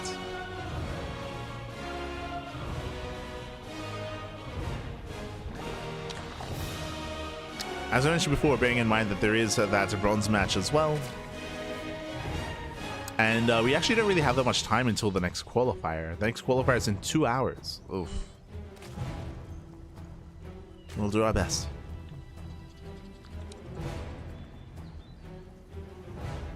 Was it in 2 hours or 3 hours? Hold on. Let me double check.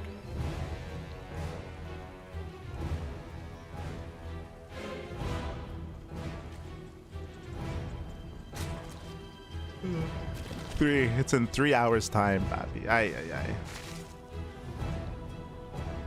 I'll have 3 hours to get some breakfast. And then freshen up for the next cast. Let's go, baby. Let's go.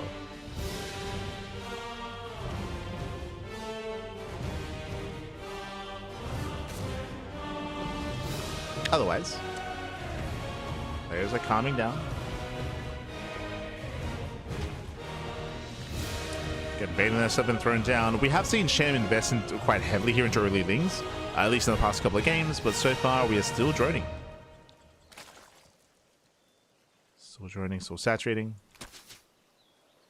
Oh, early chamber out of SHIN. Okay, this is the kind of thing we're looking for. Early chamber from SHIN. Meanwhile, early Roach Horn out of Cham. So with this Eva chamber, this does look like +1 Carapace. This looks like a Ling Roach all-in out of SHIN. Looks like the solar build. Meanwhile, Cham going into a very fast lair. Oh my god, that is a sub 4-minute lair here. 340-ish. 340 lair timing. Very fast. What does this entail? Well, this could be 2 base meter, right? It could be 2 base meter. Oh, he gets in! The shit, he does slip into the main. He sees the early lair. Okay, Carapace is cancelled. This is being taken. Show us Aspire. Roach speed has begun. SHIN should hit pre-roach speed though. Speaking of, here he comes. Yeah, roach speed will not factor in. SHIN is pushing. Soon DM.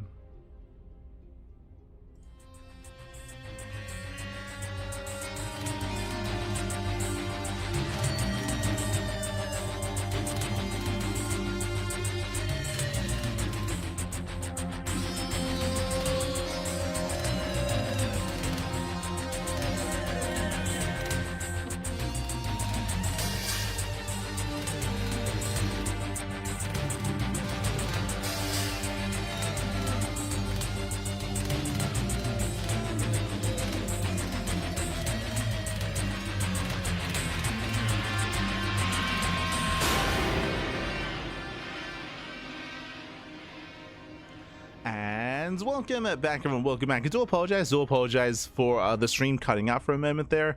I was just waiting for the internet to stabilize, and we're stable. We're good. But for whatever reason, during the end of that game, we had some like massive ping spikes, and the internet just died for like a solid second. Like it's so that is a bit of a feels bad, man. We were nearing the climax of that game where SHIN was going for the all-in and Cham was droning. Things were looking bleak there for Cham, and they're currently still in game. Of course, we're still connected as well. I don't know what happened, but just randomly, my internet just died for like a couple of seconds there. It looks like the internet is stable once again. Like, we're good to go. And if we do have a game 4, then we'll be there. We'll be there for game 4. We'll be there for game 5. Sorry, they're currently in game 4. We'll be there for game 5 if there's an ace match, but unfortunately, we will not be able to cover the finale of game 4. The current game that's going on, we just saw SHIN as he was moving out across the map, and smirch. Feels bad, man. Feels bad. But yeah, no, randomly just the internet was dying on us. Hopefully we're still connected to YouTube. Let's have a look. Cover the finale. Yeah. Wasn't it an OBS issue? I believe it was an internet issue for me. I think it was just an internet issue. But I'm uncertain. But I think it was just my internet. Marriage. But yeah, so with that, we I guess we have a break. It's a bit of a shame. I'd love to see the conclusion of Cham versus SHIN, but again, they're still in game, so we're going to be cutting to a break, and when we come back, we will either have the ace match or we will have our next series. Seja, who won? They're still in game. We disconnected from the game, so We don't know, man. We don't know. So we'll be back. We'll be back soon. We'll be cutting to a break. Back soon. Back soon.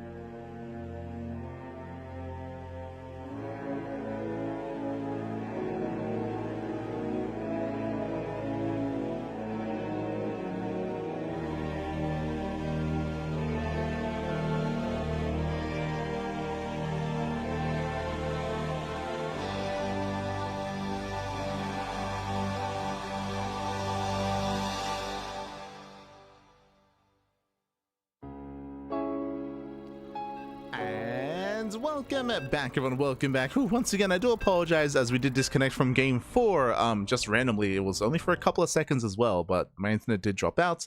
But now we're here. We are back with the ace match. They just wrapped up. They just wrapped up the game, and it looks like Cham did successfully defend against the all-in, did defend to survive, which means we're going all the way to game number 5. We're here at the finale of the first qualifying match. Let's go. Let's go. Spawning in the top right-hand corner of White Rabbits, we have the South Korean Zerg player. We have the Orange Zerg. It is SHIN. And spawning in the bottom left-hand corner, we have the South. I almost said the South American, the Central American, the Mexican Zerg player, the Blue Zerg for Xeritus Esports. It is Cham. Vamonos, papi, vamonos. Here we go. And again, I do apologize for the internet dying suddenly in game 4, but everything looks smooth on our end from here on forward. I don't know if it was just like some random blip. Hopefully it doesn't happen again, but everything is looking promising from here on forward. Fingers crossed. Fingers crossed. Bearing in mind as well, we have another qualifier in a couple of hours, so hopefully our internet's able to be stable for that qualifier as well. Otherwise, we're going to be settling in. Hatchcast pool, welcome to White Rabbits. White Rabbits is one of the larger maps of the map pool. Larger map, longer rush distance by ground.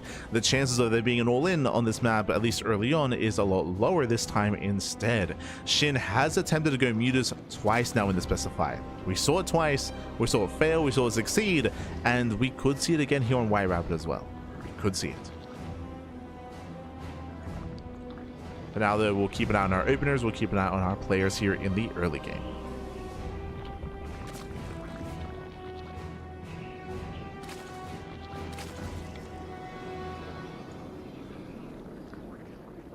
Vámonos, Cham. Viva México, carajo. Ay, ay, ay. Yo, Cham plays on a qualifier and Dark King arrives. Yo, let's go. El Padrino has been summoned, papi. Ay, ay, ay. El Padrino. Dark King. Good to see you, good to see you. Hey, I saw you sign into StarCraft the other day. When are you laddering again? When is Dark King laddering? Gibbs. Huge. Dark. For now we're going to be settling in. Link speed is on the way and we are pulling out of gas. So here we have a standard follow-up here out of Cham. Likewise, SHIN doing the same as well. No, this time we're not committing into additional gas income. We're just droning, saturating, building up into a third base. And from there, we'll see who commits into Ling aggression.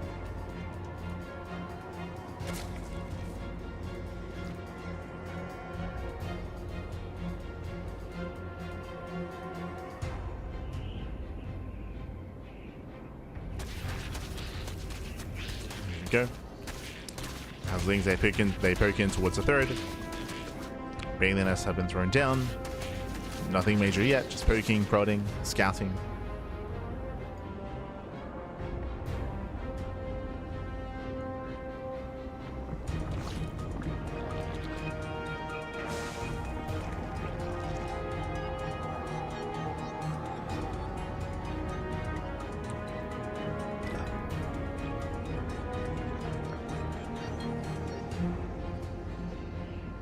And again, we have seen a wide array of plays so far here when it comes to Link Bane aggression, Roach all-ins, Muta play as well. I'm still leaning towards Mutas here for SHIN. I'm still leaning towards that again. I feel like that's his go-to. So far, we have our Roach Warren. We should be seeing one from Chen momentarily as well. Yep, there it is. And no commitment into Lings. Yeah, there's no Ling Flood this time. We're just saturating. We're calming down. We've got the aggression out of our system. We got it out, Bappy. For the first time this series, we're just gonna calm down and drone. We saw something similar on Winter Madness. Similar, like Chen was still hyper aggressive in his own way. 4-minute lair timing out of SHIN. If you remember, what did I say coming into this? There's a high chance that SHIN goes into mutas, and the early lair does kind of reflect that. As I say that though, Chen himself also goes for a fast lair, slightly later compared to his opponent, but only slightly by a couple of seconds. So lairs are on the way. Gases as well.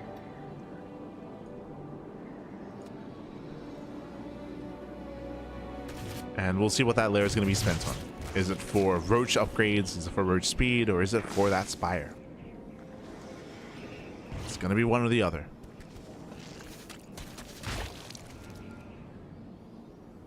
No shot we see Muta versus Muta, right? Like, it's been a while.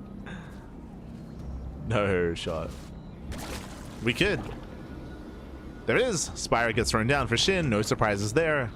But does the Spire also get thrown down for Chen? Yeah, let's go! we're getting into Muta Wars. It's been a long time. Unironically, Muta versus Muta at the highest level. It's been years, Pappy. Okay, let's go. Spire for both players. Muta's going to be on the way. Now, the big question becomes, do we scout each other, right? Whoever scouts who, they will be adjusting their upgrades, of course, as well. +1 Carapace is better here for Muta versus Muta. +1 Flyer Attack is better for Muta versus Roach, or Muta versus Ground Army. I mean, I guess it kind of depends. From my understanding, +1 Flyer Attack is better if you have the Muta advantage. Defense is better if you don't. For now, though, Cham does actually cut workers. He is making extra Lings. We got Banelings on the left, Roaches on the right. Cham, he does distract. And he does try to slip by. Again, he's distracting. Cham pulling away the attention. Banelings get rolled into the mineral line. Oh shit, no, the reaction!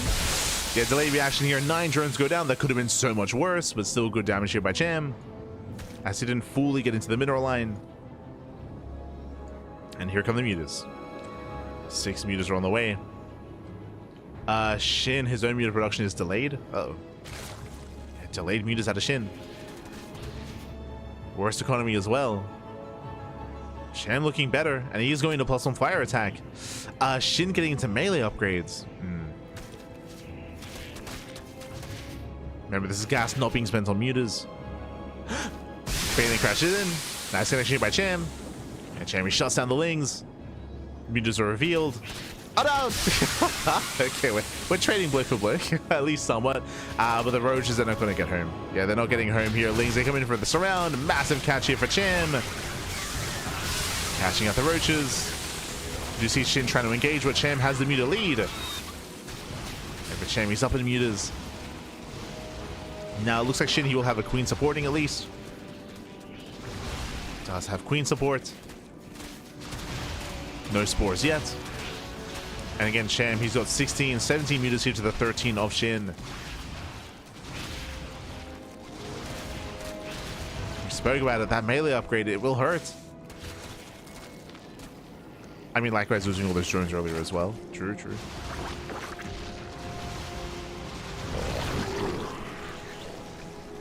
As SHIN does supply block Cham, okay. Overlords are being hunted down. As Cham, he will lose even more Overlords. Both hunting each other. They hunt each other down. In a head-on fight, Shin will win. He's got the better upgrade. He's got more meters. And even supply blocking Shin time and time again. Shin just cannot keep up. He can't spend his money. Shin, he can't spend it. Nice thing run by. It's 3 drones. 3, 4, 5? 3 drones go down.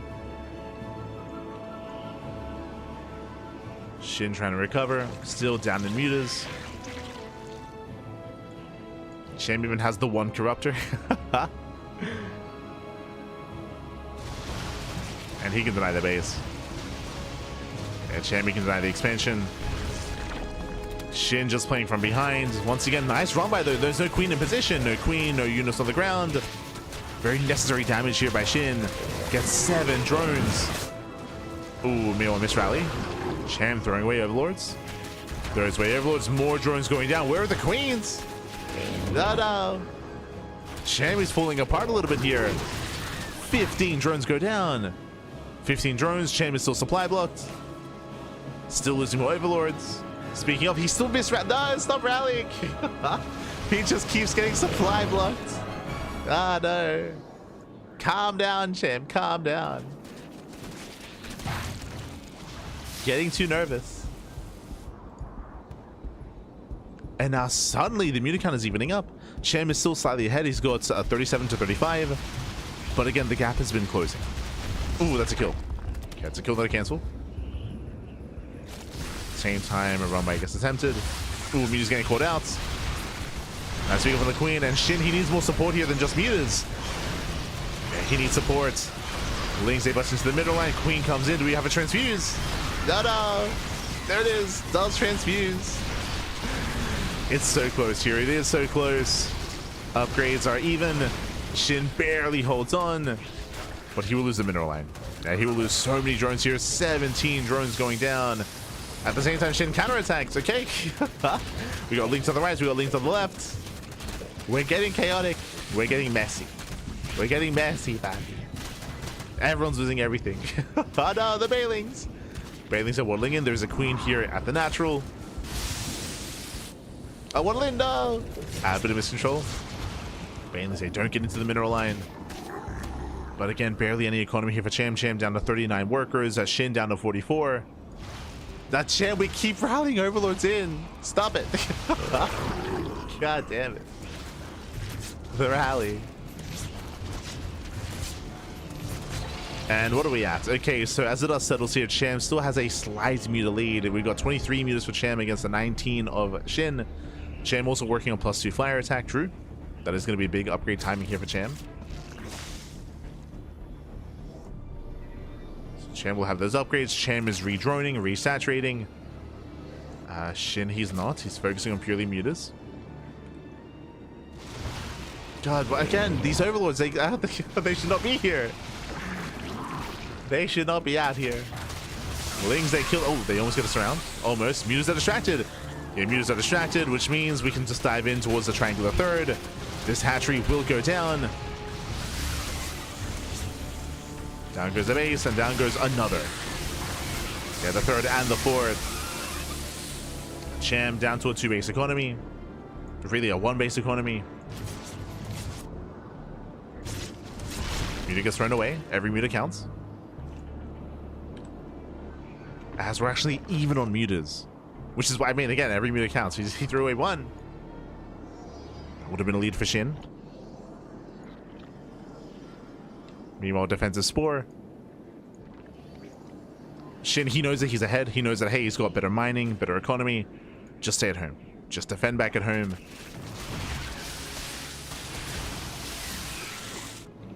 Shin's repositioning. The spore may not come into play. We'll see.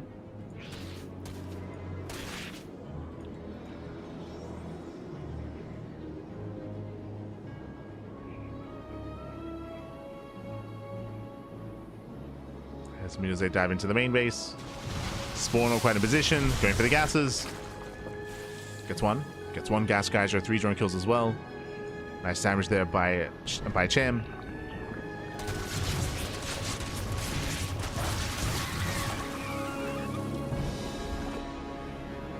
Shin still has better gas income. Still better for Shin. But Cham has +2. And +2 did finish. And a head-on fight after favor Cham. Just have to favor him as he's working on 2-2 upgrades. I currently favor Cham, but of course over time, because of Shin's greater economy, he can overwhelm, right? He can catch up and then just exceed when it comes to the mute account. The spores are also going to be a big factor. There are 2 spores here at the third. Spores, they do add a lot of damage here defensively.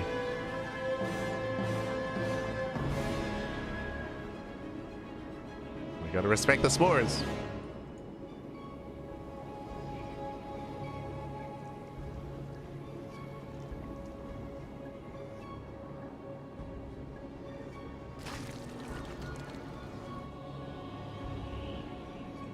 That's we're up to 44. 44 meters against 46. You can see Cham just checking for the 4th base. Checking for expansions. Cham is caught back up. He's got his gases. Shin, he does need to expand soon. And he's going for the forward expansion. Okay. This is closer here. Easier to defend. True. There's a closer expansion.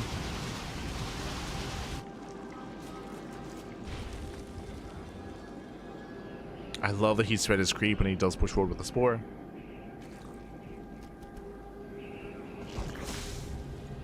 Just want to appreciate it.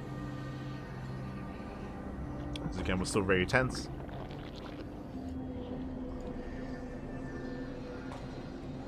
Now upgrades are even. Chammy's moving in. He will spot the expansion. Yeah, spots the 4th base. They spot each other.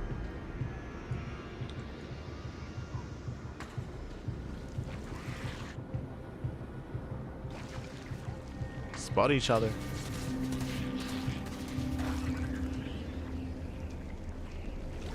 Ooh, the first big tech switch here. We have the infestation bits.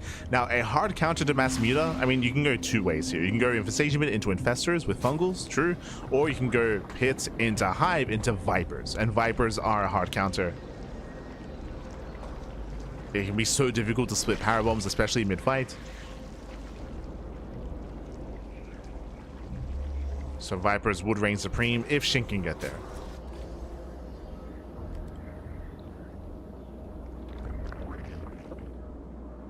There it is. Hive is on the way. He's getting his hive. Vipers on the horizon. Cham is now on a timer. Straight up. He's now on a timer. He has to do something before vipers do spawn in. Otherwise, that will be game. Oh, he's thinking about it. There's a bit of an opening here. No spore. No spore in position. Cham does try to give chase. Ooh. Takes off a Bailey. Takes off a spore. Yeah, going straight for the expansion. And now we commit in. Yeah, now we commit in. Chammy is up in upgrades. Does win the fight. Gets 11 drone kills. 11 drones go down. Shinny does go for the counterattack instead. This will give him some breathing room. Hive is almost done. We spoke about this. The win condition is Viper. Can he get the Vipers? As Lings, they pull away again, just buying as many seconds as possible. Lings, they slip off into the main. Catching more drones. Hive is almost done. There it is. There's the first Viper. He's getting one. One Viper's on the way.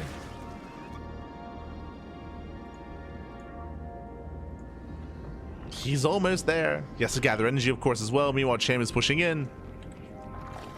Cham, he's ahead in meters. But now there are 3 spores here at the forward base. And more spores are being thrown down. Oh my god. Very delicate control. Viper's out. Yeah, Viper's out. Gathering energy. Ooh, music commit in. I don't think she can pull this off. Yeah, Shinny takes the fight. We need the power bomb. Where is it? Where is it? as Chem is winning. Chem, he'll win the main fight. Powerbomb is coming in. And Chem has to respect it. Yeah, he has to get the hell out of here. You see the power, the threat of the Viper. At the same time, Lings, they sit into the mineral lines. The drones are going down. And Chem, he was winning in the Muta versus Muta fights. He was coming out on top. But now he's been outscaled. He's been outscaled here. Now we do see SHIN now with the Muta lead. Again, SHIN has a 4th expansion. He's got the better economy. More income, more mining, more gas. And the powerbomb. Oof, yeah, powerbomb connects. Oh god. And that's gonna be game. Yep, that's gonna be game. 1 powerbomb is all it takes. Massive damage.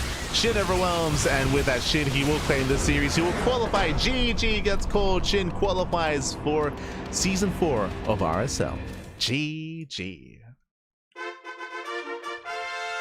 Whew. GG, well played. SHIN, he will claim the series. A very intense back and forth, especially this final game was so clutch, was so close. Again, SHIN, he was looking more dominant, better upgrades, higher Muta count, dunking down bases, but eventually SHIN was able to stabilize, able to force Chem back home.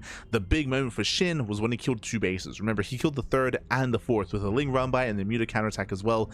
Killed both expansions. He crippled Chem economically and forced him to stay back at home, whereas SHIN was able to get that economic lead, stabilize, get a 4th base, and more importantly, afford the hive. Afford that hive. And as we were trying to emphasize that a hive tech, that Viper, was the win condition there for SHIN, he got there in the end. He got there, man. Yeah, GG. GG, well played. Congratulations to SHIN. And let's catch up on the bracket now. Remember, if you're a Chem fan, do not worry, because Chem is still in the qualifier. Chem, he is going to be playing against the loser of ByuN and Percival. Currently, ByuN versus Percival is going on in the upper portion of the bracket. They're facing off on Bomyoja's stream. Let's have a look here. Let's poke our heads in. I do favor Percival in that series. Percival, he has been, he has had a winning record against ByuN as of late. But we'll see. Oh, I should head on over. Looks like they just finished the game. Can I get to Korea in time? Can I get there?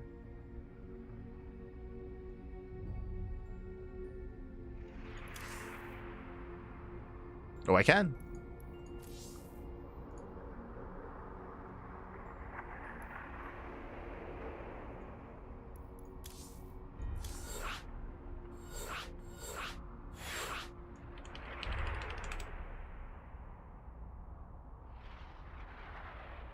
Ooh, okay, they 1-1. Yo, those have been some long games. Oh my god. So again, SHIN, he does qualify. He has now qualified for the Revival StarCraft League. Meanwhile, we still have 2 more players to confirm. Up next is going to be ByuN versus Percival. They're currently mid-series and they're tied up 1-1. They're tied at 1-1. Remember, they started at the same time that we did. Like, both qualifying matches did begin at the same time. But these TVTs, they've been long games, papi. Ay, ay, ay. Long games. And spawning in the bottom left-hand corner of Tourmaline, we have the South Korean Terran player. We have the red Terran representing SHIN Rebellion. It is ByuN. And spawning in the top right-hand corner, we have his opponents. We have the blue Terran player, also from South Korea. It is Percival. And if you're in the chat, you know what time it is Gamba time. Predictions are open and place your bets on who you think will win this series. As a reminder, this is another qualifying match, another best of 5. Another best of 5 here. The winner of this series will qualify for the RSL. The loser will be going up against Chem in that bronze match.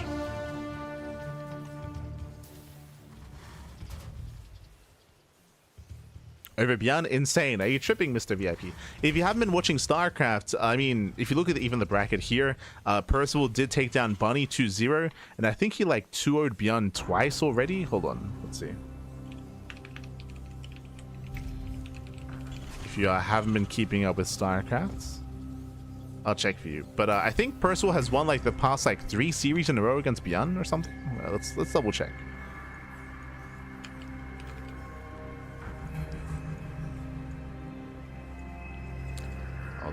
I got you. For now, 2 racks. Ooh, double racks opening here out of Percival.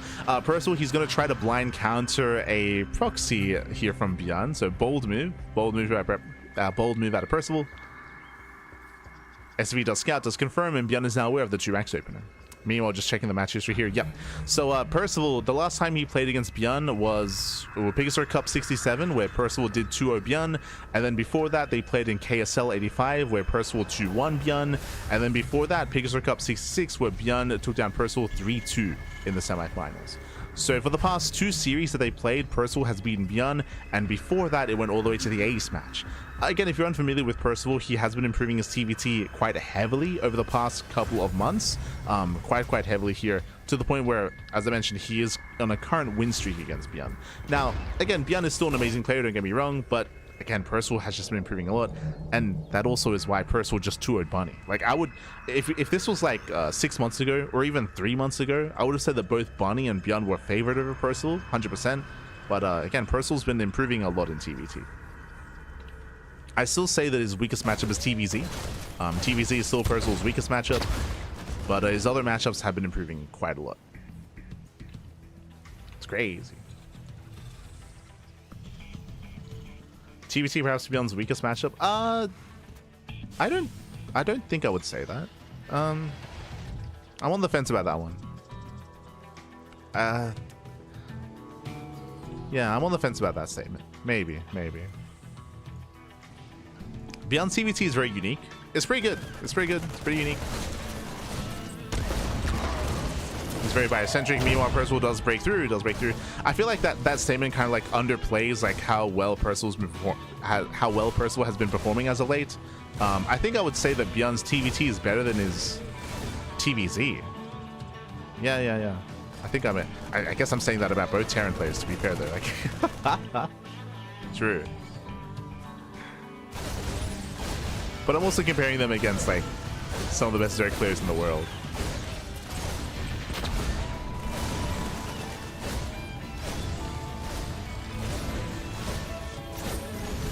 For now, though, Percival does deny mining. Denies mining here for ByuN. Picks up the SCV, slips into the main base, and again, nice damage so far. Gets the full scouts and disrupts more mining in the main. Disrupts more mining. 2. Can we get 3? Can. 3 SCV kills. Ay. So very nice damage here, despite the fact that Percival was scouted. He gets 3 SCVs back at home. Percival, he does drone up, or he does SCV up. Catching up economically, and also building up his cyclones. So we're settling into our game. Sad to say, a new Terra player play well. Yeah, again, like Percival, his rate of progression has been quite steady over the past year. If you remember, Percival did retire. He did retire. That was back in 2024. But he's been grinding all of 2025. And again, it's been like steady progression throughout the course of the year of 2025 as well. Ooh, as Percival moves out, ByuN moves in. Yeah, ByuN does move in, delays the 3rd CC. Percival completely out of position. Yeah, he's out of position. We'll lose 3 SCVs. ByuN recovering. Ooh, he will lose the medevac though. Yeah, medevac goes down. Actually, sorry, it escapes. Medevac does get away. Okay, ByuN barely gets out. And as the dust does settle, where exactly are we? So ByuN, thanks to the Cyclone Harass, ByuN does take a lead. Does take a lead economically here when it comes to the worker count. Likewise, the 3rd CC is much faster for ByuN as well, because the Cyclones did delay. They delayed the CC. So ByuN does have the slight economic edge here when it comes to the workers and when it comes to the 3rd base timing. So far, so good.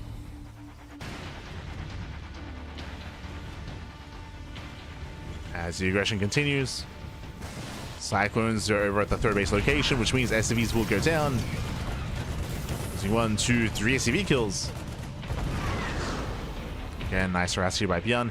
Now, with all this damage that's being sustained here, there's a lot of pressure on Percival. Percival, he has to counterattack. He has to get something done here as he is falling behind.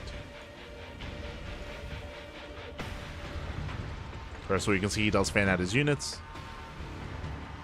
ByuN is dropping, he does boost, and ByuN gets found. The Cyclone!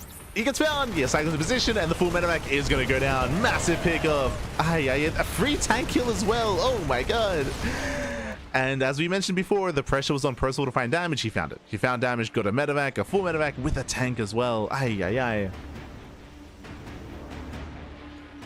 So it does gain some momentum. ByuN is still ahead economically, but we have 3 Ravens harassing. We have our triple Raven harass. Denying mining in the main. Getting 2 SCVs so far. Honestly, he could just pick off this tank. Yeah, he's going for it. He's going for the tank. Tank will go down. That's 2 tanks falling for ByuN. That's quite huge, actually. Again, tanks are typically the backbone of your army in TVT. To lose 2 tanks back to back. I mean, remember, personally, he could disable that tank and commit in. His army's coming. Just Marines, sir. Just Marines. Despite the faster third base for ByuN, he cannot expand. Army sims in. Personally, he wants to kill? That's a big investment with the auto turrets. Can he get it? Can he kill? Oh no! Can he get it? No shot! He invested so hard. He invested so much into that CC. It barely survived. It was 1 cyclone shot away. No shot. That was not worth it. That was 3 auto turrets. A bunch of bio as well. Again, that could just be disables right now. Imagine if he had 3 disables instead. I mean, he still has some. If you have that energy left over, does commit in, breaks through the tanks, gets 1, gets 2. Only 1. Only 1 tank. Again, imagine if we had 3 more auto turrets here. Percival. He got too ambitious. He got too greedy. Too much, man. Too much.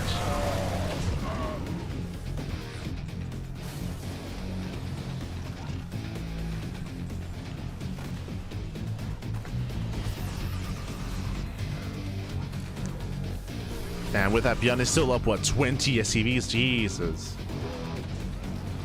Still up heavily in the economy. Now, at least Percival retained his tanks. True. Did retain his tanks. Drop his knight into the main base. Percival, he rotates over towards the third. ByuN is keeping up. He's trying to at least.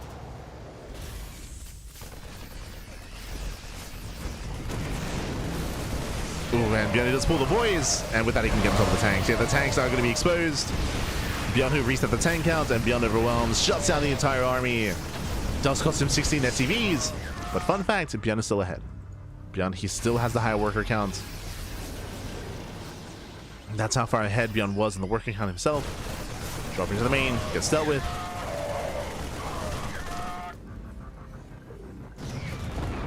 And Percival is hurting. He is hurting. Quickly looking at the army, see here, Percival, he is down in tanks, but only by 1. He's up in Vikings, he's down in Marines. ByuN, he has momentum, he's moving out. And ByuN, can he find some damage here? He's going for the drop. Head for the natural.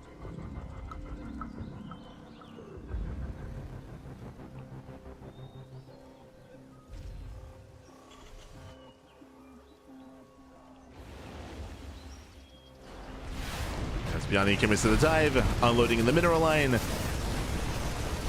And Percival, he can clean this up, but it's going to cost him so many SCVs. Yeah, so many SCVs are going down. Liberator as well. Expensive trade for Percival, losing 15. 15 SCVs, Liberator, tank. And ByuN, he can just keep trading. He can just keep trading. He's got the better upgrades. 2-2 is done. 3-3 has begun as well. Crazy upgrades here for ByuN.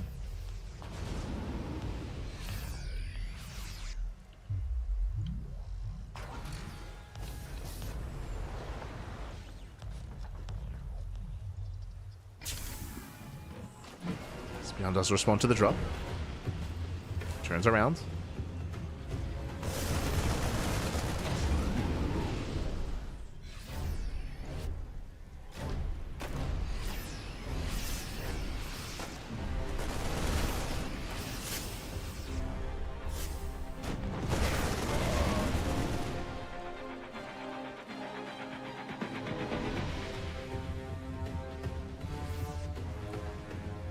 Around, does get turned away.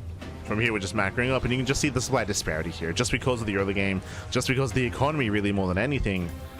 ByuN has a massive advantage, going to be the first to max out, the first to push. There are ways to recover in TVT and get better fights, that is true, but to recover and to make up for this much of a deficit, that sounds crazy. So Percival drops into the pocket, into the natural, I should say. ByuN is in position, kills the medevac. ByuN's moving in. And this is going to be a tough hold. It's going to be a very tough hold here. We got 19 Marines here for Percival. 19 Marines. And GG gets called. GG gets called. Percival is torn apart, and ByuN will take a lead in the series 2-1. GG. Whew, GG, well played. A very intense back and forth here with Percival and ByuN having their own strong moments here.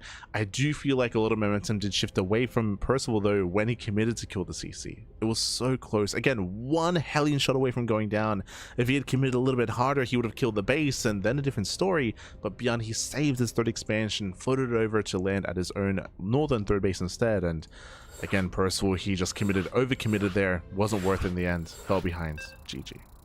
GG, well played. With that, ByuN is now one game away from claiming the series, and we'll see if Percival can force the ace match. We had the ace match between SHIN and Chem. I'm hoping for an ace match here as well, but we'll see. The pressure's on. The pressure is on.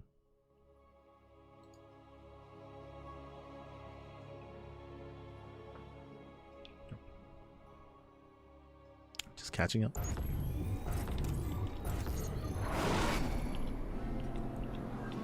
Spawning in the top right hand corner here of White Rabbits, we have the South Korean Terran player. We have the Red Terran representing Shopify Rebellion. It is ByuN. And spawning in the bottom left hand corner, we have his opponents. We have the Blue Terran player. We have the South Korean Terran. It is Percival.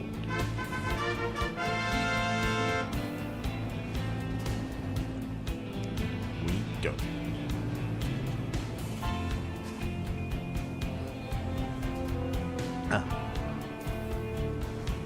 Here we go. As we are getting into game number 4 here, potentially the final game of the series. Remember, ByuN, he needs one more game to claim the series. Meanwhile, Percival, he's on the back foot. He has to win this game to force said ace match. Can we get there? We'll see if we can get there here. For now, double gas. Double gas open out of Percival, single gas out of ByuN. So ByuN's going for an economic start. Percival is going for a more tech-heavy, safer start instead. Once again, it did feel like Percival was expecting proxies out of ByuN. We're not getting that. No proxies, no shenanigans, not yet. Not in game 3 or 4.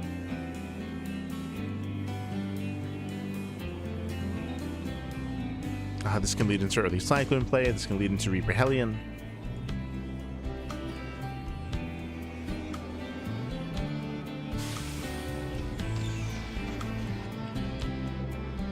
Show us what you got.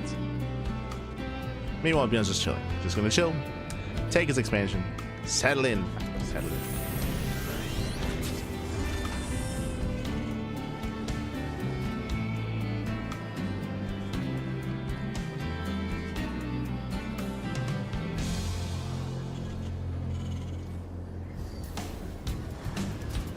Let's get up there, start building up.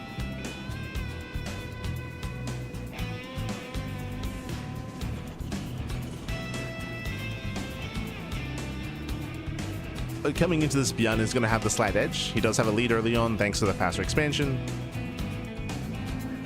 It's on Percival to make up for that.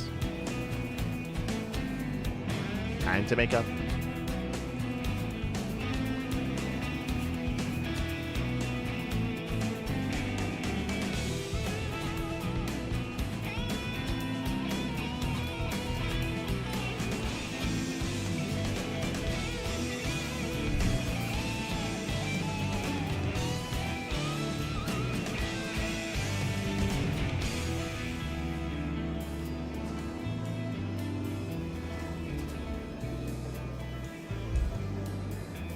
From here, Percival, due to his disadvantage, we might even see him commit a little bit harder. He's going into his 1-1-1, but I mean, we have seen a lot of 2-4-2 base all-ins as of late, so that's also in the back of my mind. The Reapers, they get shut down. This wasn't quite worth it. I think Percival kills 1 SCV. Nah, not even. Oh, Percival, he dove in. It was not worth it, losing both Reapers. Hellion gets zoned away, and Percival, he's had a rocky start.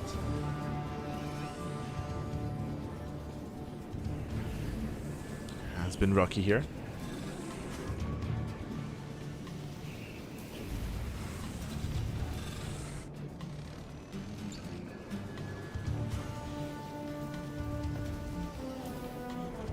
from here we're getting our Cyclones. Gonna be Cyclone into Raven. We have seen some players mix in Banshee play, which can be very, very risky, very committed. Can be a gamble, but neither player is going for it, just settling into Ravens. Ravens, of course, they can be quite versatile, harassing across the map, getting into Interference Matrix. Speaking of Matrix is on the way here for Percival. ByuN never researched it last game, but a big reason for that is because ByuN often plays very bio heavy. Oh, but there it is. Does research it this time. Does research. Building up the Ravens.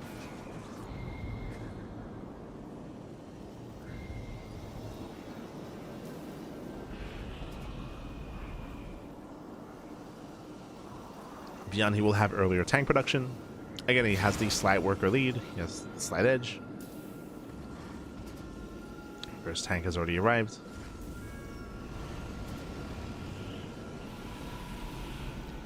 On the flip side, Percival does have extra Cyclones, so technically he's a little bit safer here and he can shut down the Raven, or the Raven attempted harass. And now, I don't know what it was about Percival's build that made me speak about it earlier, but if you remember, I did bring up the fact that in my mind, you know, a 2-port 2-base all-in is on the table. There it is, second starport. Okay. No. Is it a good thing or a bad thing that we can call that? So second starport's on the way. This is going to be very committed. Now, this is a more modern variation. 2-port 2-base all-ins used to be all the craze a couple of years ago. This is the modern variation with a Raven opener. In the past, you would not open Raven with this. But we have the Raven opener into Vikings. This is nowadays a more macro variation where you can get a throw base behind this, but this is hyper aggressive. What is the goal here? You're making 3 Vikings at a time. You're going to gain you're going to gain air control, and then you switch into a Liberator to take over the ground, to kind of bully your opponent and reset the Raven count. And again, typically you do expand with this. But now Percival, he's rallying. He's got his Vikings. We should be seeing a Liberator soon. And there it is. Liberator's on the way. And that's going to be the big power spike. ByuN, he does siege first. Yeah, ByuN sieges first. Massive shots going up, and Percival gets caught. He gets caught out completely here. And before the 2-base play, before the 2-port play can really kick in, Percival, he will lose everything. He'll lose everything. The Ravens, the tanks, the Vikings. Oof. Percival, he will caught with his pants down. And ByuN's moving in. ByuN, he's moving in. Again, Percival, he's just too late to react. He was too late to react. Force land his Vikings, and Percival, he should lose everything here. He should lose everything. ByuN is going for the kill, going for the throats. Percival caught mid-build. He got caught back. And GG gets caught. GG gets caught. ByuN, he will claim the series 3-1. And ByuN will qualify for the RSL Season 4 main event. GG.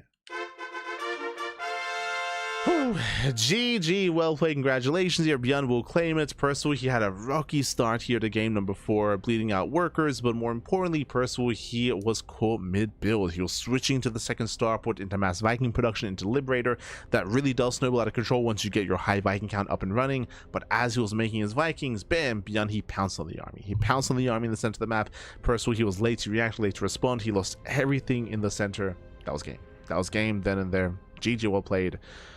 And with that, we have our first 2 qualified players for the RSL, from the qualifiers at least. We have SHIN and ByuN. SHIN and ByuN do qualify for RSL, and there's still 1 spot left. Exclamation mark B. Exclamation mark B in the chat. Have a look at the back yourselves. Let us head on over here. So ByuN takes out Percival 3-1, and we have 1 series left. It's all the way down here. There it is.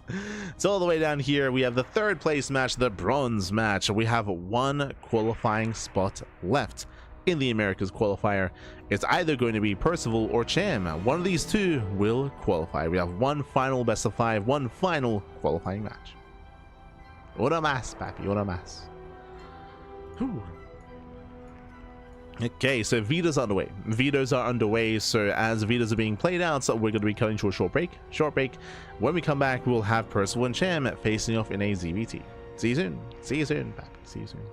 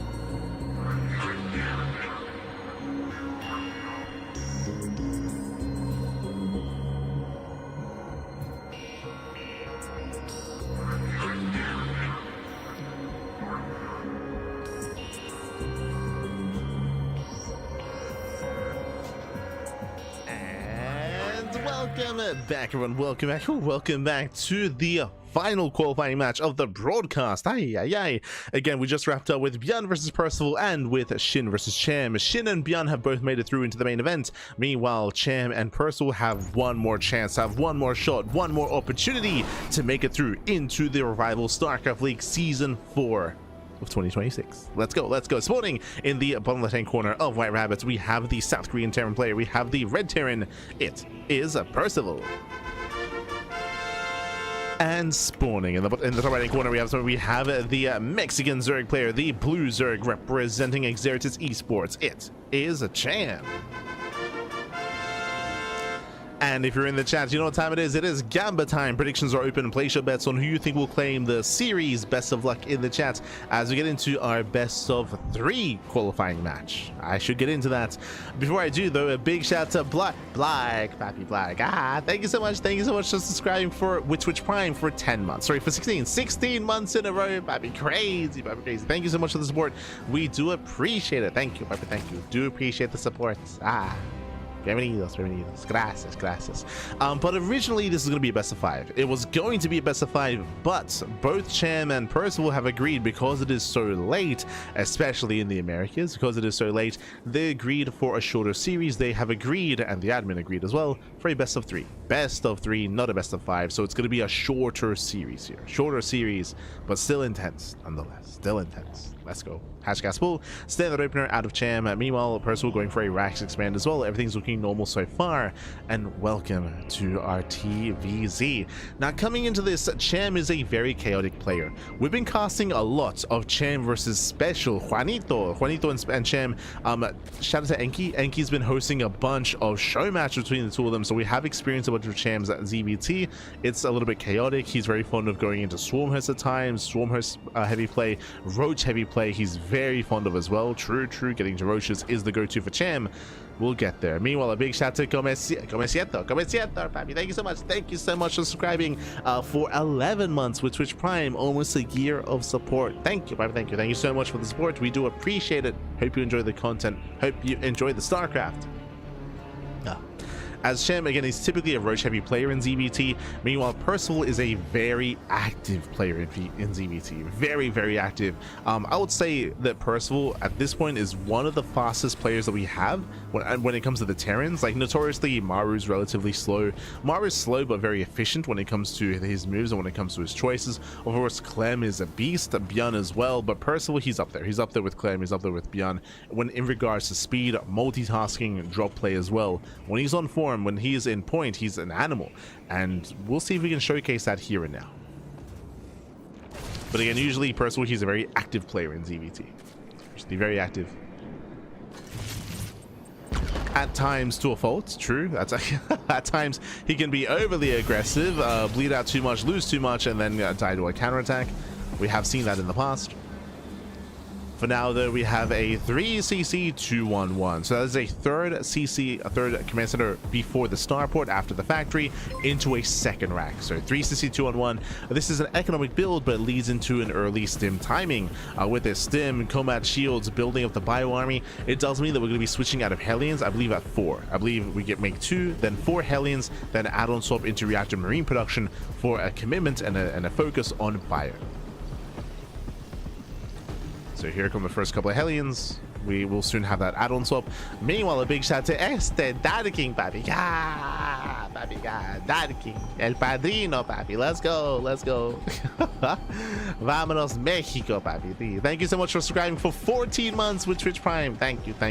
Ducklings, of course, an honorary CranKy Duckling. Ducklings, he was a big part of StarCraft for a very long time. Nowadays, has stepped a little bit away, but clearly the passion is still there, papi. True. Give us Ducklings ladder stream. Oh, no. But always great to see you, Pappy. Always great to see you. Near and dear friend, Pappy. Ducklings. I'm hoping that you true. We didn't get we haven't spoken in a while. Hope you didn't delve too far into the MTG Final Fantasy release. Did you see? That was what, like a couple months ago at this point. That was all the craze. Hope your wallet is safe. I know a lot of people that committed quite hard into collecting all the Final Fantasy cards. I'm looking at Milk, a fellow CranKy Duckling. Milk. As we get into a big shout out to, oh my god, a big shout out to Complete Noob in the chat as well for gifting some subs to the community. Oh my god, gifting 1 sub to the community as well. Thank you so much, to appreciate it. Likewise, Dad King doing the same as well, to Smokey and to up below me as well. Thank you for the gift of subs. We appreciate it. From here, though, again, Percival, he's building up his bio, getting ready for the sim timing. Stim is done, combat shields has begun, and we're waiting for the 2 medevacs before moving out across the map. Remember, the downside of this build is only 4 Hellions, right? The Hellion count is very low, so there's very light aggression and very light harassment here. It means that Cham can drone. Cham can drone off that much harder. Cham responds with double Evo Chamber after the Roach Warren. If you remember, we said something at the start of the series. Cham is very fond of Roach heavy play in ZVT. It's his go-to. It's very safe. It's a very safe way to play. Opening up Roaches, then following it up with Ling Bane after the fact. But here we go. First, where he does push in, he's got his 4 Hellbats, but he's running into Roaches, and Cham should be fine. Should be fine here. He does kite back. Queens, they focus on the medevacs. First medevac will fall. Marines, they do start to step forward, and they get on top of the Roaches. Yeah, no kiting here at the Cham. He will lose a bunch of Roaches, but again, he should be able to hold on. He shuts down all the Hellbats. Hellbats do fall, and Cham holds. Cham holds, Cham defends. Again, as you mentioned, Roaches like this, it's just very safe. It's very, very safe. So for Percival to commit, not just with a 2-on-1, but to commit with the Armory as well, this was a big commitment out of Percival. Now he's vulnerable to a counterattack. And here he comes. Cham is rallying across the map. He knows that Percival, he's vulnerable. Remember, because of this build that Percival went for, no tanks. There are no defensive tanks because the factory was making add-ons, was making reactors. There are no tanks. The first tank is still on the way. No bunkers, no defensive setup, but Percival is vulnerable, and Cham, he's getting ready. He's gearing up. As he does push in, we have Lings on the right-hand side. Roaches on the left. There is 1 tank here at the natural. And there's 1 tank in position, and that might be enough. That is enough to deter. Does deter Cham. Queens, oh no, the Queens, they catch at the medevac. Oh my god, does force the unload. We have more Ravagers morphing in. 4th CC? Wait, what? Oh god. 4th CC's on the way. Percival supply blocks. Now is not the time. Big supply block for Percival. Aye. Oh my god. Mine shots pop up. They do target fire the Ravagers. Meanwhile, Cham, he has to get on top of that tank. He's got to bile it down. It's only 1 tank. Cham peels up into the right hand side. Cham fighting with only half his army. Does get some damage. As Cham pushes forward, and can he bile? Not quite. Yeah, the tank is too far back. Percival, he's holding. He's holding on. And Cham is all in. As you can see here, no drones. No drones at the 4th base. Cham is making nothing but Roaches. He's completely all in. 1-1 is about to finish. And Cham is here to end the game. He's here to end it.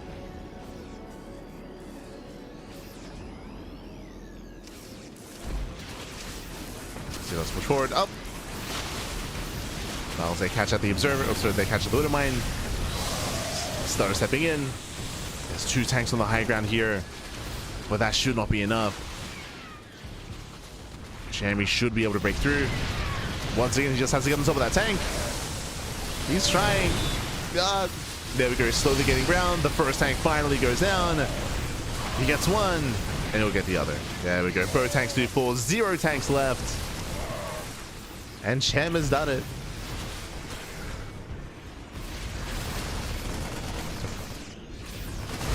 So now we can threaten the natural. Biles on the E-base. Will deny 2-2. 2-2 is denied. 1 tank does siege up in time. That's going to be 29 SCV kills. Percival, remember, he got a 4 CC in the middle of all this. He was crazy. Got a 4 CC. But Percival should be punished. He should be punished.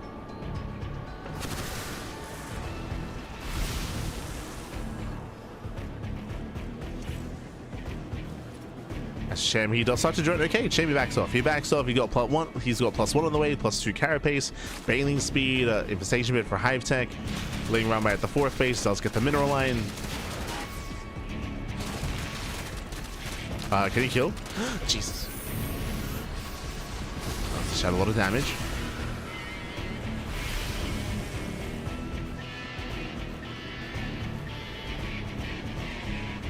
Shot quite a lot. Third base and fourth base are denied. Personally, still stuck on a 2-base economy. Chem is remaxing. Remaxing.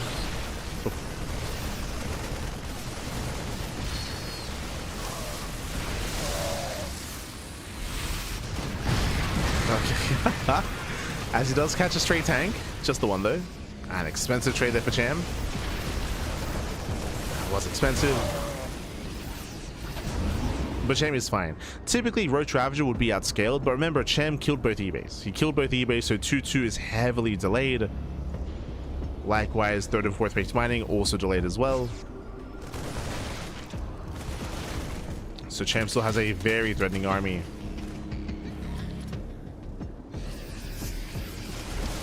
Oh, as he does rally into the army here, 4 Ravagers going down. Missed rally out of Chem, but he's still fine.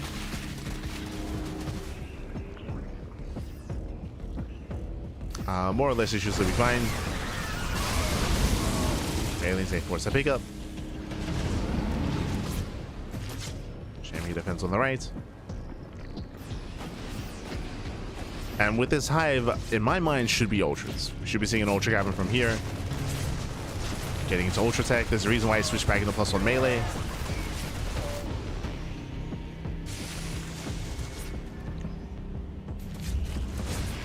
Oh god, as the medevac even goes down.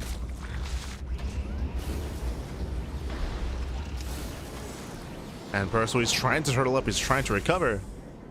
He's turtling up back at home. Hive is complete, there's Adrenal, and there is the Ultra Cavern.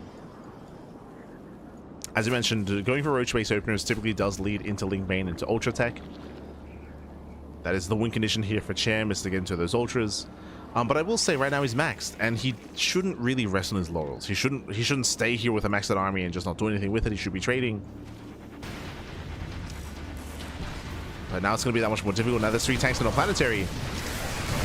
Jamie tries to commit in. Ooh, does get the first tank. Plows down one of the Liberators. Yeah, he breaks through. He breaks through, takes down most of the tanks. Takes out the Liberator, busts into the mineral line. Ooh, and the planetary goes down. That's what he needs. Kill the planetary, back up. Chem pulls away.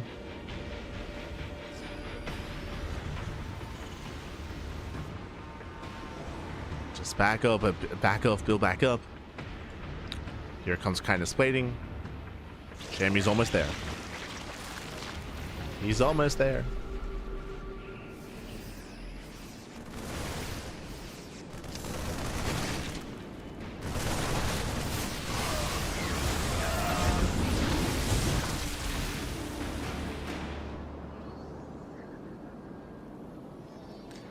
Percival didn't lose 2-2, I could actually see him still being in the game. For sure, for sure. Like, especially with a biocentric army like this, and with Cham staying on the Link Bane Roach Ravager, like, earlier 2-2 and better upgrades could have been a way for Percival to recover, for sure. That's why it was crucial they got shut down.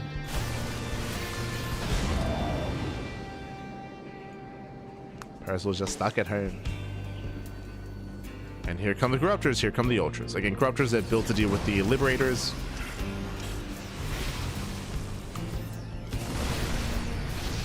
Chammy's all over the follow-up.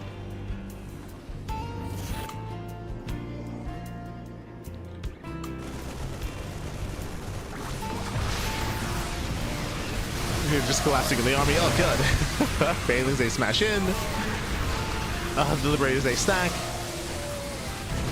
And once again, the army is broken. The fourth base is denied.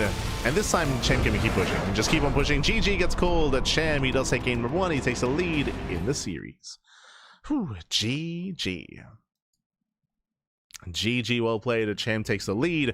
Winding it back here, why did Chem snowball so hard out of control so quickly? Remember, Percival, he didn't just go 3cc 2-on-1. He went for a 3cc 2-on-1 Hellbat push. He invested into the army, he committed with his push, he committed with his timing, he was much more committed here when it came to his build than he needed to be, and Chem blindly was opening up roaches, as he normally does. Again, Chem, he is a roach enjoyer, it's very safe to play in open roaches. Chem is very fond of that in ZVT, and because of that, he almost hard countered, basically. He was able to shut down the Hellbat timing, shut down the Stim timing, and then immediately counterattack. And we spoke about it, specifically that build that Percival was going for did delay tanks, did delay factory production, so he was that much weaker back at home.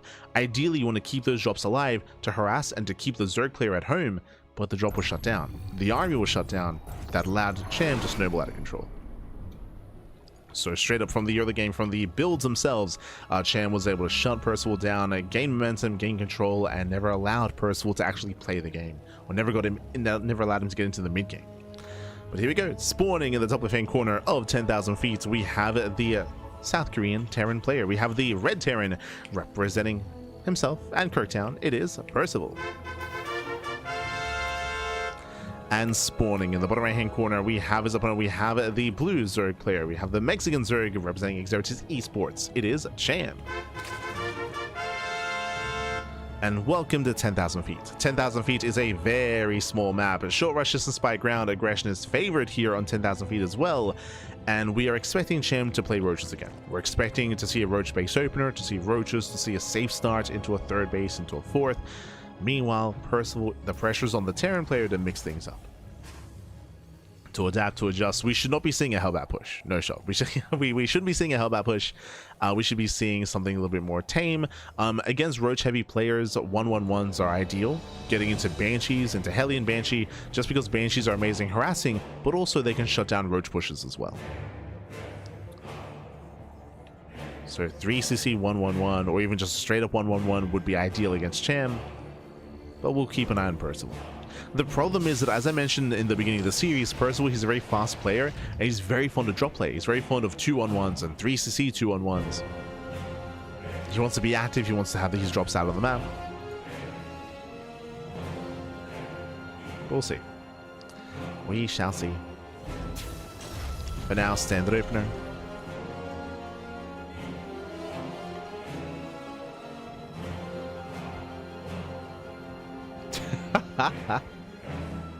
Este Darky.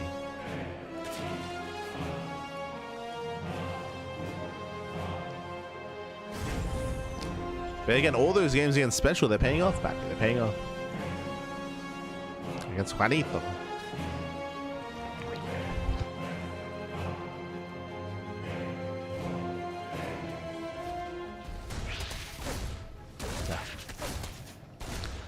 So Reaper does poke in.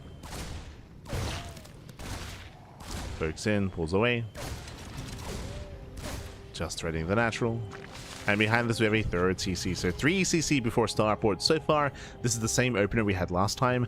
Last game, of course, we had the second racks into an early stim timing. This time we'll see if we go into a faster starport instead.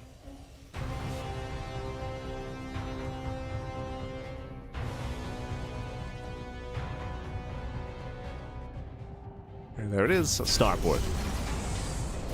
So 3cc Banshee play out of Percival. Again, I do like this a little more against a potentially more roach heavy player.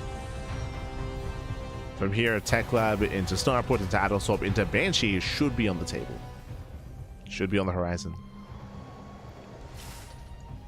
A much safer style. Yep, there's that Tech Lab.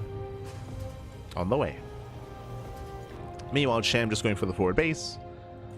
Expanding towards Percival. Still just droning, saturating. Does have 2 workers in gas. And in my mind, we're expecting that Roach Warren. But again, Chem, he can always mix it up. He can... I'm not too fond of Muta play here on 10,000 feet, so the map is too small. It feels like if you go into Muse, you can be punished quite hard. We could see straight up Ling Bane. We could.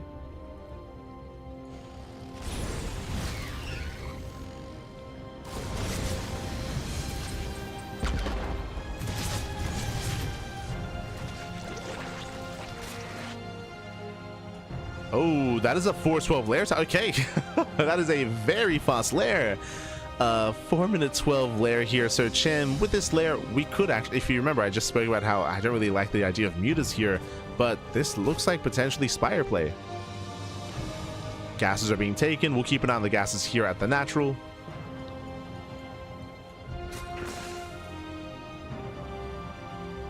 Now, if you've been watching a lot of Korean StarCraft, players like SHIN, players like Solar have been very fond of mixing in 2-base Hydra. There have been some 2-base Hydra builds, very Miyamaki-esque, that have been prominent in the meta.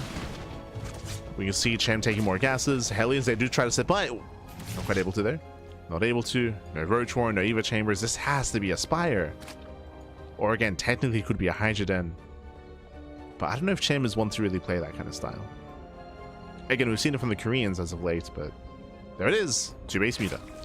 So it goes to the Spire, takes all 6 gases, rushing into the mutas. But can he get away with it? Now, one of the reasons why I wasn't really fond of the idea of going into mutas on 10,000 feet is the rush distance. The rush distance by ground is really short. So, first of all, when he goes for a 7-minute move out, when he hits with Stim and 2 tanks, it's going to hit very hard. And especially on this map where you can siege up on the other side of this ravine and you can actually hit the mineral line with tanks. Like, there's a lot of ways to abuse this position. So, we'll see if Chem gets away with it. Can he get away with it? Chem expanding on the right-hand side. Remember, Stim is on the way, +1 is on the way. Banshees, they sit into the bases. They don't scout the lair, they don't get behind the mineral line, so the Banshees do not scout. Hellies, they poke in. A drone kill's not bad. Nice movement, but they're going to get surrounded. And the Hellies are all cleaned up. And nice cleanup out of Chem. Banshees, they do get behind the mineral line. They scout. He sees, he confirms he's fully aware of the Spire. Big moment here for Percival. He knows. He knows, man. He knows.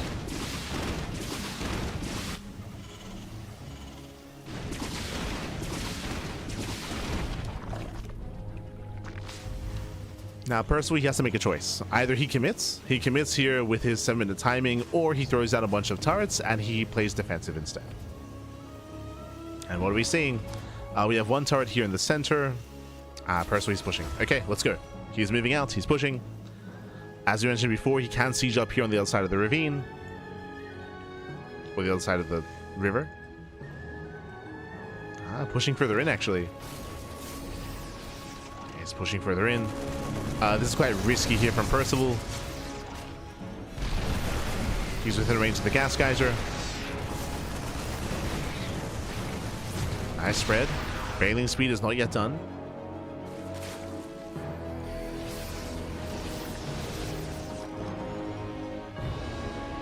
Nice reposition.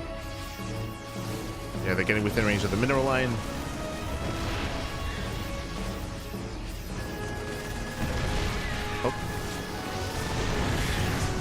Queens are being forced out. Doesn't kill the queen. Sham getting ready to collapse in. Massing out more lings. Again, does need that vision. Gets 7 drone kills so far. Nice damage here with the tanks. And you can see Percival just reinforced, just rallying across. Lore production has begun.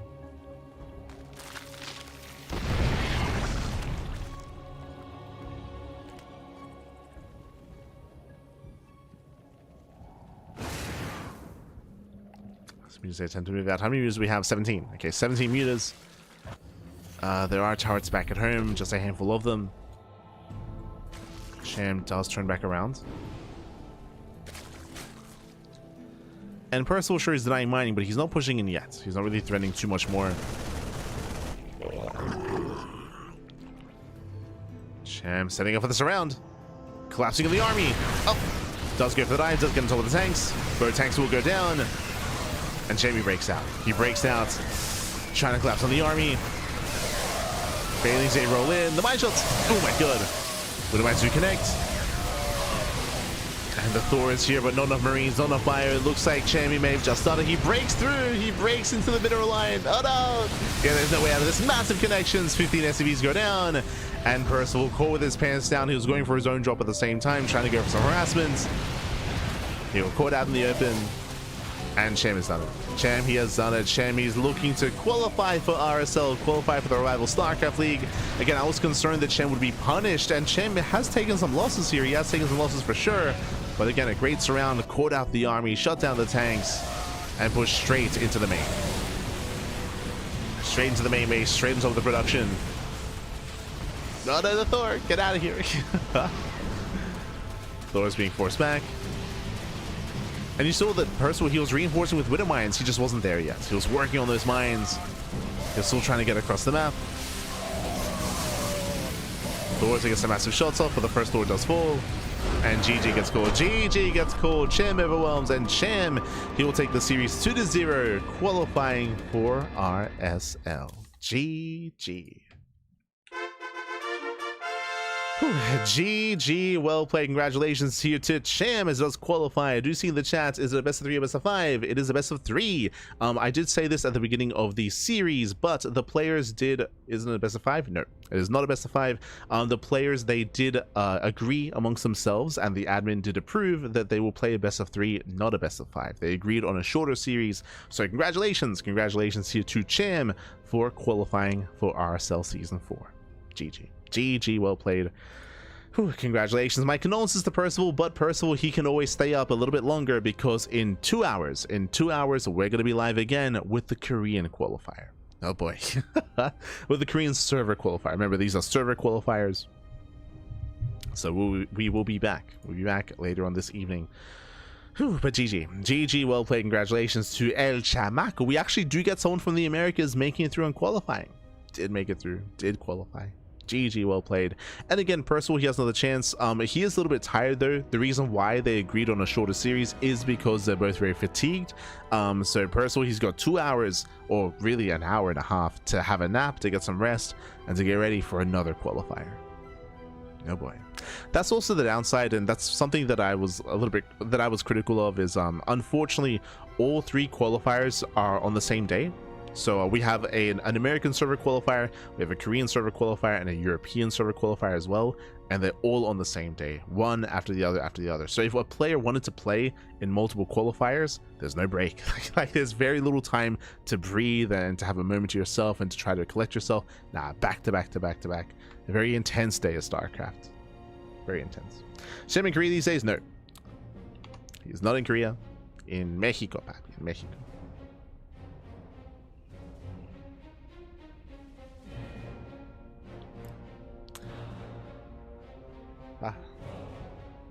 Oh, you're welcome. Oh, good. Always happy to cover the RSL qualifiers.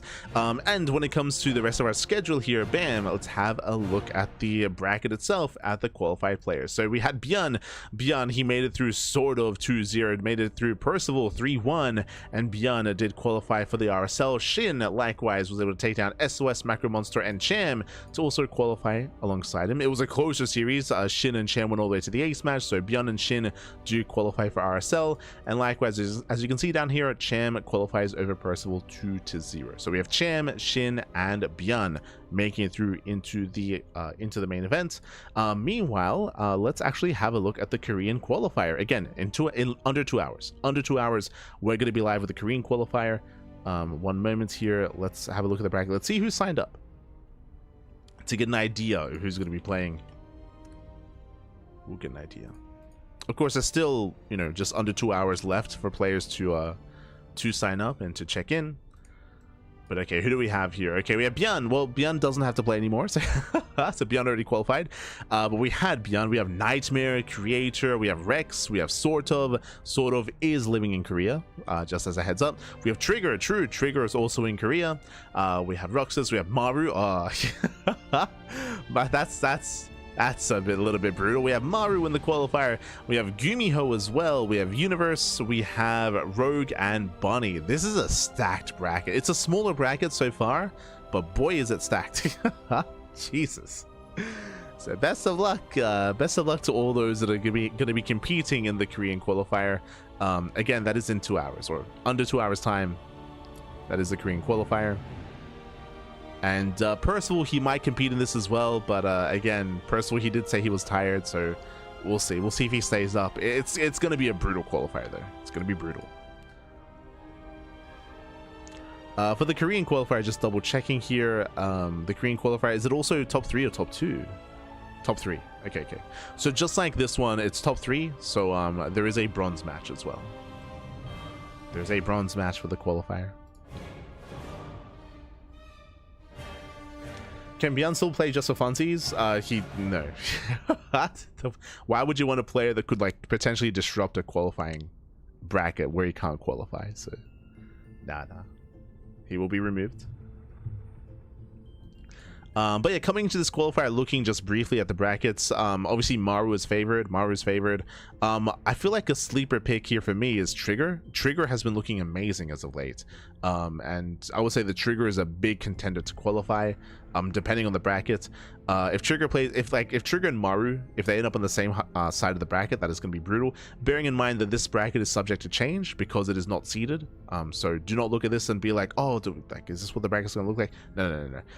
We're going to be seeding it, and the players are going to be moved around based on, I believe, previous RSL performances. Rogue has potential. Again, it kind of like, I feel like whoever is stuck on Maru's side, like they're done. But the other half of the bracket is a little bit more open to interpretation, and I'm going to lean towards Trigger, but again, it depends on how the bracket does unfold. So we'll see in a couple of hours. We shall see.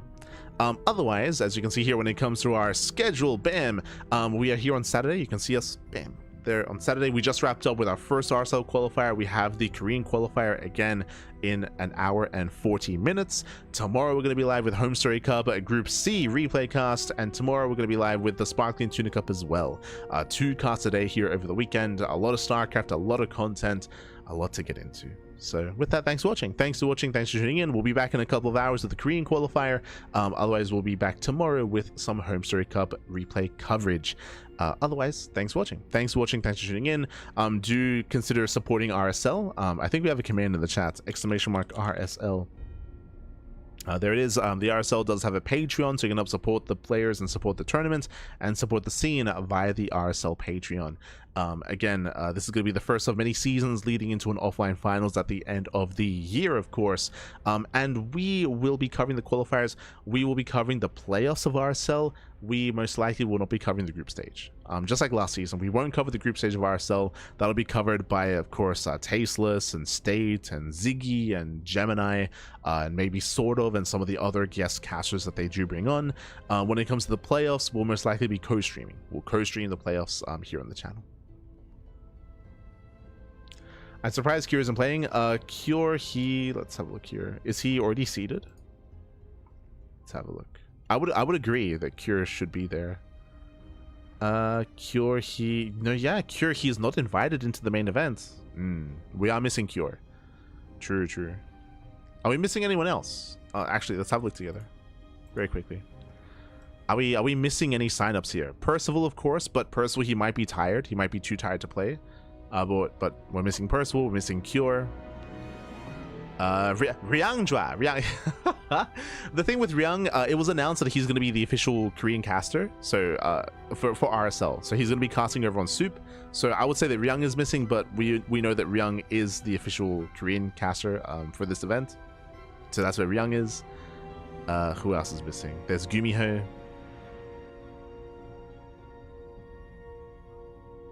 Oh, true. Solar. Am I blind? Yeah, Solar's missing, right? That's a big one. I would say that Solar's the best Zerg player in Korea right now. Solar's not invited, so we're missing. Yes, Solar should be signing up for this. Missing TYR Kappa.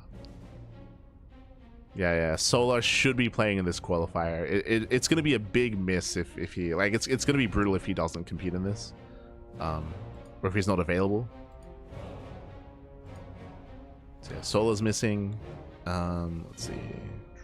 I think that's it. So Cure, Percival, Solar. Those are the 3 players that come to mind. Obviously, there's like amateur players. So there's like Honmono or Jinio or 3 Points or some of the other. Lunacy. But when it comes like the top players, though, those are the 3 that come to mind. So hopefully they sign up. Again, there's still time for them to sign up and for them to show up, but hopefully they do. Hopefully.